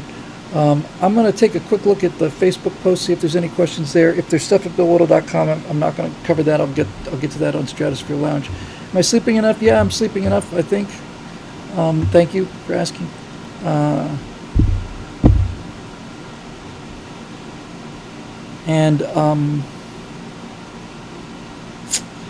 Yeah, and the bad guys are going to be mostly the Central Administrative District and China, which won't be a part of the Central Administrative District, because science fiction just allows you to take the present and extrapolate it into the future, so you can learn some lessons. You get to play around with things. So I'll be honest with you. I have not resolved this yet. I don't know how to resolve it. Part of me wants this revolution, this rebellion, to be against the United States of America, because that would be the clearest way to show what the founding fathers had to deal with. They considered themselves British subjects. opening fire on the British flag would be as painful for them as me opening fire on the American flag. So there's that. On the other hand, the Central Administrative District, something like that, has a real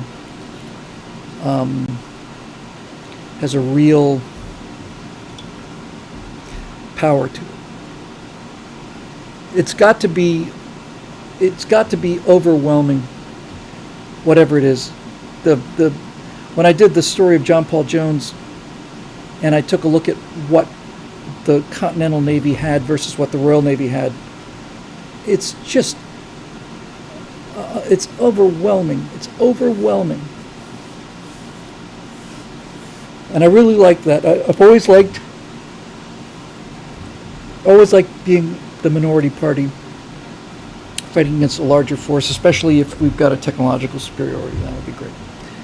So anyway, there's that. So let me take a quick look here at the Facebook page, because I know there were some comments there, and then I think at this point I will call it a day. We did 4.5 hours on Stratosphere Lounge last Thursday. And I haven't posted that yet because I still have to edit the Biden thing in, but I will get to that tomorrow. So let's see what we got here.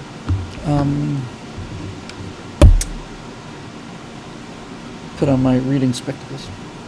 We'll go from most relevant to all comments. Brian Cox. Hi, Bill. I was thinking about the colonies and wondered if there might be room for characters who are descendants of great Americans, such as, but not limited to, those in your Forgotten Heroes series. Another way to pay respect to those who came before us and bridge the gap between the past and the future. Funny you mention that, because this was actually, Brian, my plan, and I can prove it. I have JPEGs dated from 2018 where the crew members are named Bonhoeffer and Borlaug and Boyd and all of that stuff. So yes, it'd be fun to have characters with the actual names, because if it became widely known that just about every named character in this series is based on somebody, that would be really, really cool. One of the ships will be the USS Ernest Evans. Who's Ernest Evans? Find out. Go find out. I still have to figure out a way to mesh national histories, corporate histories, and then super corporate histories. But there's definitely going to be a nationalist element of it. In other words, I don't know exactly what kind of flag they're going to name, but when you run into a German colony or a Russian colony or a Brazilian colony, it will be that. There's not going to be a rainbow universe where everybody's working for the United Nations. The second I saw United Nations in The Expanse, I said, okay, all right. Anyway, Martin Archer, did you watch 1883 yet? It's exactly pertinent to so many frontier homesteaders, things that you've talked about in the colonies, plus it's akin to a Shakespearean Western. I saw the making of it. I hadn't seen any of Yellowstone. And then I saw some clips about just some shorts from the blonde woman who's just a pistol. So no, I haven't seen it yet. I'm looking forward to seeing it, but I haven't had a chance to look at it yet. I did see enough of it to know it looks really, really good. And the creator of that seems to be the kind of guy that I aspire to be, right? I did see the thing where Sam, why can I not ever remember this guy, this Sam? Not Sam Neill, it's not Sam Shepard, it's Sam, Cowboy Sam. Talking about how he came in to do the work for this guy. We all just came here and we're just doing his work. Not Sam Waterston. Mustache cowboy guy from The Big Lebowski. Sam Elliott, thank you. God almighty, I don't remember now. T.S. Eliot. The Sam Elliott. Got it, thanks. Yes, Sam Elliott. He's awesome. He's fantastic. Sam Elliott is just awesome. I haven't seen it yet, but I'm looking forward to seeing it because it does look really, really, really good. Hopefully this isn't a spoiler. It was in one of the trailers. It looks like from the very limited look at it, it looks like you've got this frontier family, and they get off of the wagons someplace, and the daughter's just killed immediately. It's like, welcome to the frontier. I actually thought, man, that serves a lot of purposes. First of all, any show that will kill off major characters automatically is more interesting. If you are willing to kill off a major character or several in any particular season, that really, really, really, really ups the game. And I'll give them a lot of credit for that on The Expanse. They killed one of the crew members in season 3 or 4 or whatever on the Rocinante. That was, wow. I wasn't ready for that. Yeah, that's cool. See, now the rod, just as an example of what I was talking about earlier, there's like, somebody said USS Valjean. Yeah, okay. But the USS Ron Swanson, I'd run a pencil through that, because I don't want to reference other pop culture things, especially something that is not likely to be there 250 years from now. But the Ron Swanson character is immortal and should be living forever. So you gotta be willing to kill some people off, because otherwise, if everybody always survives because they're wearing, impermeable plot armor, where's the drama in that? Where's the concern? Oh, look, Kirk just got killed. No, and I kind of want to stay away from the Musk too. I don't want any Musk. I don't want any SpaceX. I just don't. It's just lazy. It's like anytime I see a science fiction show, and the ship is the Sagan, it's like, oh, okay, all right. Now, Armstrong, you may say it's the same thing, but no, Armstrong is a historical figure. He's not a cultural figure. That's something else, by the way. If you're going to list like a list of space, name ships after space pioneers, then you get Shepard and Glenn and Armstrong, and then you've got 19 people that came afterwards, and you have to give them names, and people will deduce that they're other, like Zephyr Cochrane, great example of that. The Louis Armstrong. That's a really interesting example.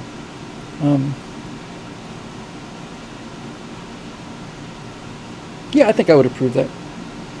The ship they start out with in the free traders, the free market traders, their ship is the Mary Sue.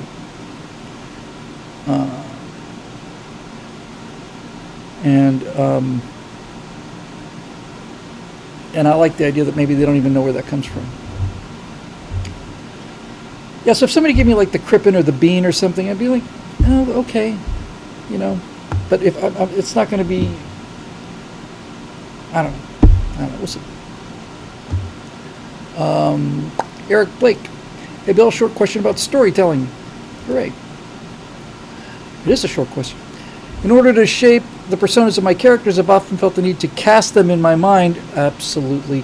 How often do you do that yourself? All the time. Do you often picture actors, past and present, to help define what and who your characters are? Without question. Without question. When I was writing Aurora back in 2007, I just plain made the main character Al Swearingen. It was Al Swearingen, and it was Ian McShane playing him, and it's lazy, but man, it worked.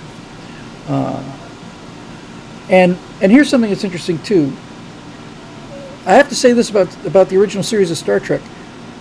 Those characters were almost completely there in the very first episode. There wasn't a whole lot of them settling into the roles. But if you look at The Simpsons, for example, The Simpsons did 2-3 years before they really got them. And most shows take a while. If you look at the first season of shows that you really love that ran 5, 6, 7, 8 years, look at the first season, you realize, oh, he hasn't got the voice quite down yet, he hasn't got this down yet, and so on.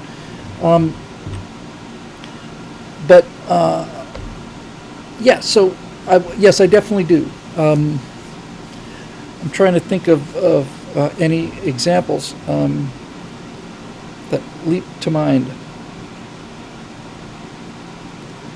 Uh, there's only one case that I'm aware of in my head that I've been doing this, and that is for the guy who's one of the founding fathers, really one of the major financial backers of it, and that would be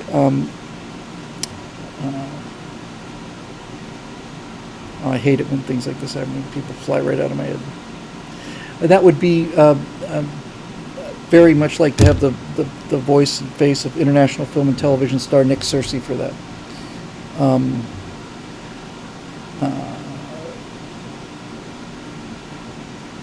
Fiery Waco says The Simpsons is still changing. You don't see Bart being strangled anymore.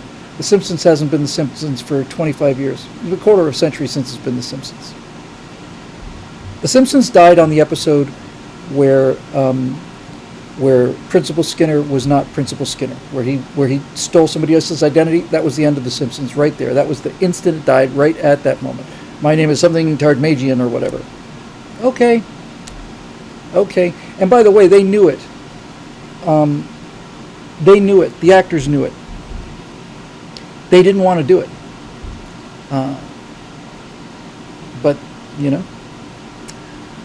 But they did. And you can hear people say, if you look on YouTube for like original Simpsons episodes, you'll hear people say, I remember back when Homer loved his family. And yeah, you just can't run it forever, And see, here's the thing, because Quibo said Family Guy's on life support. This goes back to what I was talking about a minute ago with open sourcing. Is it because there are no more stories to tell, or is it because that the people who are brought into the system have no more stories to tell? The Simpsons jumped the shark with the episode I just mentioned, where Principal Skinner is not Principal Skinner. He assumed the identity of somebody in Vietnam. It was like, what? No, it's not really his mom. The mother figure he's been interacting with for these 7 golden seasons, yeah, it's not really his mom. What? Why are you doing this? Why? Why are you doing this? It was the thing about the Simpsons, the golden age of the Simpsons was based on truth. And everything after that was based on the Simpsons. The original, the golden years, episodes 3 through 9 maybe, were based on truth. And now it's just like, what character can I have magically appear outside the window in order to get off one lame joke's punchline? Writing is hard, Writing is hard, and writing well is real hard. Told this story 100 times, and tell it again because it needs to be said, and we're talking about writing and stuff on this show. I did 4 spec scripts for Cheers because I knew the executive producer, and he asked me to do 4 spec scripts. And I went and met with the producers on 3 separate occasions, going over these spec scripts that I did. Spec script is where they say, "Hey, Bill, we really like your stuff, like your vibe. Do you want to do a spec script for Cheers? We're going to pay you for it, and we're almost certainly not going to buy it, but we want to know what you're capable of." So I did 4 of them, and on several occasions, those producers would say to me, and I knew they weren't lying to me when they'd say, "This is actually really funny," because there are parts of it where they said, "This just isn't working." But a number of times they said, "Look, Bill, I remember this sentence because it went right through me. I was so proud of myself." They said, "Okay, so this beat here, Bill." "Yeah." I said, "Listen, man, you know your way around a joke. There's no question about that. You know how to write jokes. You know how to set it up, and this is funny stuff. It's not moving the story. It's just not moving the story." And I remember being so outraged, so proud of them, just so proud of them, so in awe of them, because, I mean, yes, it's wallowing in my own crapulence, but this is the kind of lines that would have made it to the this week on this on Cheers thing. But they were absolutely right. They had the discipline to chuck it, and I had the similar experience watching my favorite entertainment of all time, which I think toss-up between Les Mis on Broadway and first 2 seasons at Deadwood. But time after time after time watching Deadwood, something would happen, and my writer brain would say, and now the guy's going to say this. And he didn't. And I just realized, they didn't say anything. I just realized, that's so much better, it's so much better, it's so much better. Yeah. So The Simpsons is just it's a corpse. Family Guy too. The question is if genuine fresh blood were brought into that on a regular basis, could it be funny? I guess Saturday Night Live is the answer to that. Structurally, the thing is so old and tired that most of it is just dumb, but every now and then they get off something that's really hilarious. And the last one I saw that was hilarious is pretty old. Have you guys ever seen this? It's not a famous sketch. It just made me laugh and laugh and laugh and laugh and laugh. Where they've taught this ape to speak,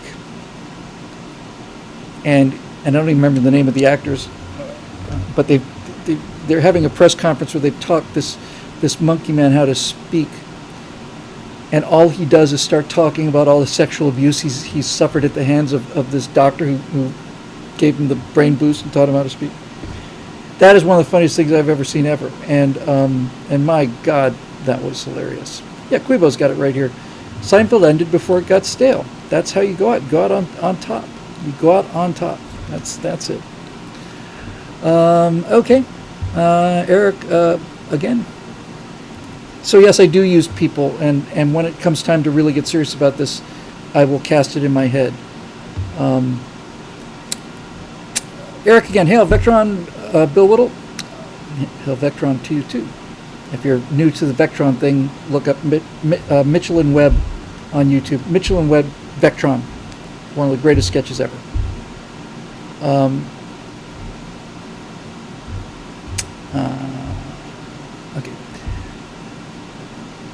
By Vectron's golden claw, may these creative endeavors reach beyond the final frontier. Amen. So as a storyteller, what are some typically proclaimed rules of storytelling you find overrated, overused, or otherwise false? That's a very interesting question. I mean, I don't personally care for you must start in the middle. I find most people who say that have no idea what in media res really is or means.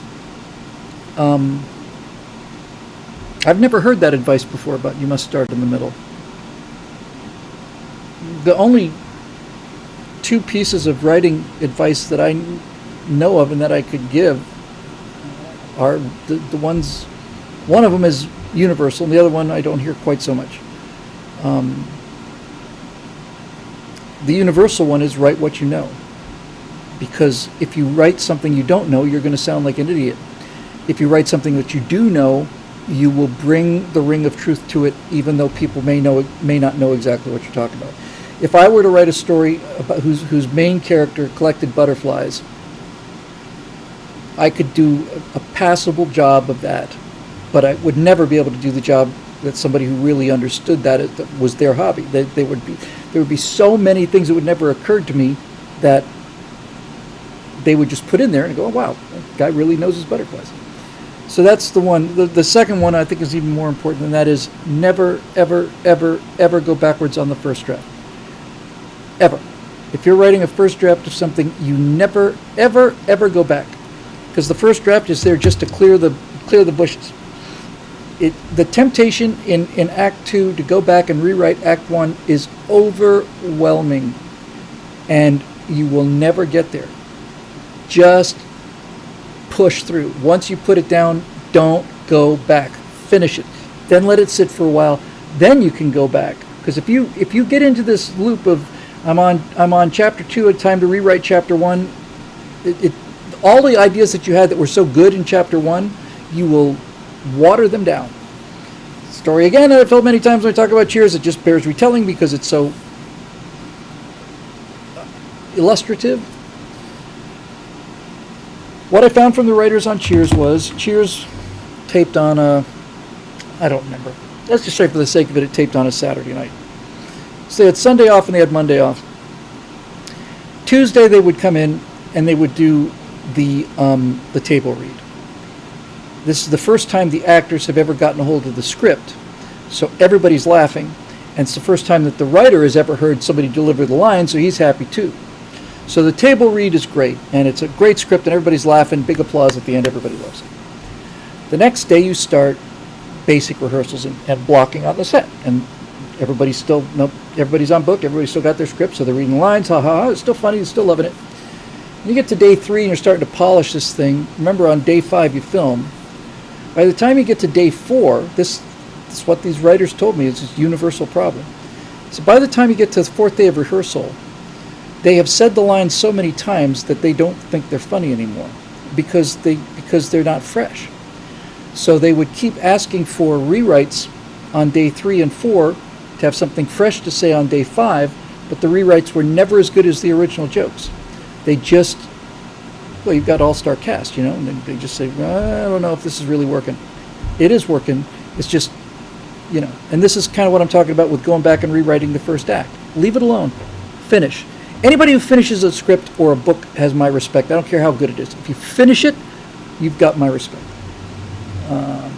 Quiva says, how long till we get a streaming site that will take the viewer's image and deep fake the viewer over every character they want to play? No more actors, just custom viewer faces over the digital actors. How long until that happens? I think that's already happened. I'm seeing real-time deep fake now. And I'll tell you what that's going to be cool for. It's going to be cool for video games, because in video games you will be able to play yourself, and I think that will appeal to a lot of people.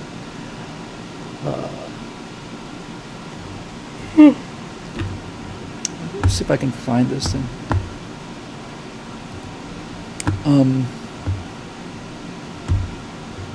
I'll show you what I saw. The most recent thing I've seen. This is, I'm quite sure I haven't shown this. I will play this for you, because this is some scary stuff. Wow, there's, just since I looked for it last time, there's a lot of really cool stuff here. But where's the one that I was looking for? Hang on. This guy has like 1,000 views or something. I think it's this guy. Yes, hang on, we're almost there. I'll just swipe it and download it.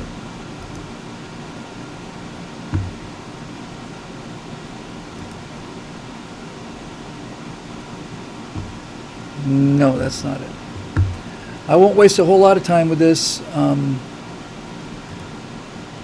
Have I shown the Scarlett? I'm sure I've shown the Scarlett Johansson deepfake. This is real time deepfake. He's just stream of consciousness talking, and it's pretty impressive and largely disturbing. Give me 1 second. Yeah, this stuff is here, and be honest with you guys, that's not software I want to learn. I don't want to learn how to do this. My brain is too full. I've just too much stuff. Let me see if I can narrow this down.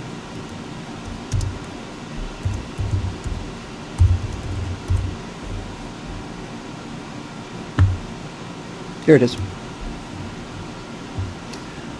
So this is from a channel called Druzel Tech and Games. Give me a second to download it, because this is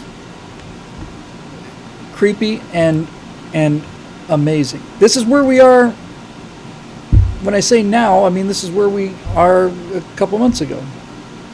Yeah, this will blow your mind. Blew my mind. And I'm not going to play the whole thing. I got to find the downloader. Where did you go? Okay. Hang in there. Everybody hang in there. Nobody, just talk amongst yourselves here.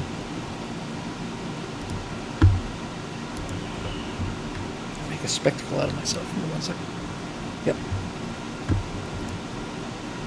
Okay, here it comes. So this is a guy who has a little special effects studio, I guess. And I tried to contact him, and he only had a Twitter address, and I couldn't find him. Said, frankly, like to pay him to do this demo for me. Come on, you. Why is life so hard?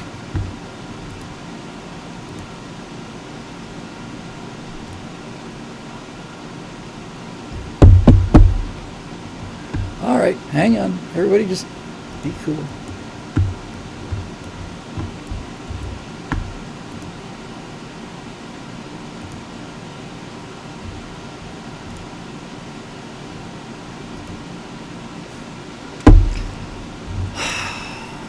It's not letting me download it. I will copy the name one more time. If that doesn't work, we'll just give this a rest. I hate this. Time never moves more slowly than dead air when you're on camera, on stage. It's unbearable. Start. That's it. Download. Download. Download. All right, I don't care. Anyway, it's a guy who's just basically talking, and he turns on this thing, and now it's Scarlett Johansson. It looks like there was a pop-up blocker thing. Hey, you bastard! I hate you. I hate you. I hate you. I hate you. Anyway, so it can be done now, and that's something that I think we're going to get a lot of use out of. Back to the Facebook. Bob Knife, or Knife. Love the logo and graphics, simple and bright. Thank you. I love it too. It's done by my friend Buster O'Connor. He's a graphic designer who I met when I went back to the University of Florida second time. Old Gainesville pal and chum. Buster's also the guy who drew the Man from Uncle Bill Little thing of me with the hands in the pockets and stuff. He's great. I'm very, very happy with him.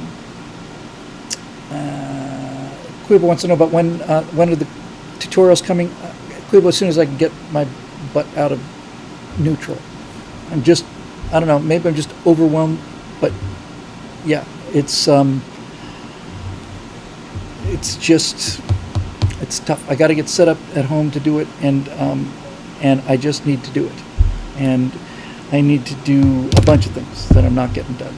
So I don't know. I'm just out of steam, and it's really disturbing. Last question, and we'll call it a night here on Facebook. Call it a night for the whole thing. Kick you to get started. I'd love to. I need some kicking. From William Salisbury, if you get to comments, you should let people know that every month Epic Store has free digital assets for Unreal 5. Just go to the Unreal Engine on Epic Store into the marketplace and look for free for the month. Absolutely. They put out all kinds of stuff for free, and when Epic bought Quixel Megascans, they made all the Megascans for free. That is amazing and smart, really, really smart. Yeah, I think Kuba said, just you're talented, just do it. I think I don't work out and I don't run. There's no question that lack of exercise is most of this. None at all. But as my friend Steve Sipp once said, I'm in no condition to exercise. So that's a big part of it. And part of it is just facing like I don't want to build up a whole new channel again. 23 watches and stuff. It's like, well, you said you want to do it, man. So stop crying. Just do it. Yeah, I'm in no condition to exercise. One of the best lines I've ever heard in my life. My friend Ron Smith, who was in the comedy show with us, who died a few years ago.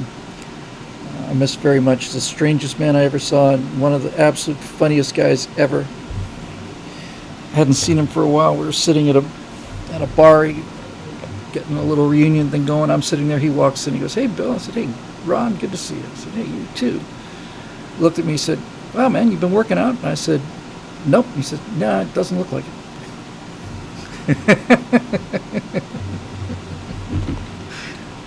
I just love that kind of thing. All right, I think that's it. I'm done. And they put the link here in the comment section. Thank you, Copy Shinato. And I guess that'll do it. All right, so I definitely need to brand this thing. I don't want it to look like Stratosphere Lounge. I need to do something. I don't know what. There's a lot of things I need to do, and I will do them as soon as I can start doing things again. Had a couple of big emotional hits this last month or two. I mean, big, and they can sometimes knock you off your perch. I hope that's it. I think that's it. All right, so I was going to do the fix the Stratosphere Lounge thing tonight. I won't. I'll put that off to tomorrow because that's what I do. Moving back to America tomorrow morning. I'm hoping so. I don't know.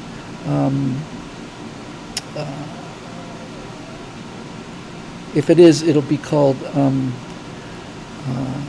Artemis, and I'm going to spell it with 2 S's. See what I did there? See what I did there? What a catastrophe. I just wish, oh, thank you, Big House. I just wish that they would just roll it into the swamp. Just push it in there and maybe put a light on the top and let it be a lighthouse or something like that. Thank you, Quibo. That's actually very good advice, and it's kind of encouragement I genuinely needed, really, truthfully.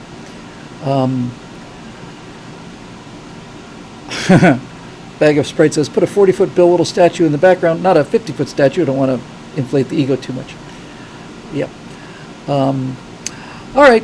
Well, anyway, here we go. Tomorrow we've got another 5 right angles to do, and I'm going to try and do a Moving Back to America. I don't know if I'll do it tomorrow, but I will do one this week on the Space Launch System, which is just awful. And I don't think it's ever going to fly. And you know what? And I'll be honest with you. I don't want it to fly. I didn't know, by the way, this thing was going around the moon on this incredible mission until like the launch day that they missed last week. I thought it was just an orbital test. So that mission is real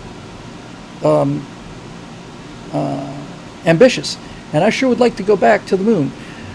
But I'll tell you, the reason I don't want it to work, because it is billions and billions of dollars per launch. It's exactly backwards. It is ancient technology run by a government that's absolutely out of control. They cannot. These problems are not esoteric problems. We have a leak in a fuel line that we can't fix, and it keeps leaking. This is not the first time we've ever had to deal with that. I don't want a catastrophe. I just think it just. I wish I could get the money back for it. I wish I could get a dime on the dollar back for the money we spent on that thing. But I don't want it to succeed, because if it does succeed, they'll continue it. And it is a miserable, absurd, expensive, old, useless technology. And the whole naming it Artemis thing doomed it from the beginning, in my opinion, Doomed it from the beginning. We're going to call it Artemis. It's like Apollo, but it's female. Okay. Yeah. There is an association with Artemis and the moon, so I suppose that's okay.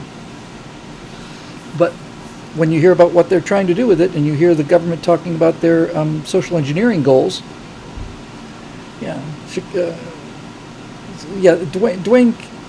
Dwayne Cates has it. Mediocrity. That's what it is. It's mediocrity. It's engineered mediocrity, and it's blazingly expensive mediocrity. Just get out of Elon's way. And I don't want it to be just Elon. There should be a lot of people out there playing ball in this arena. Get out of their way.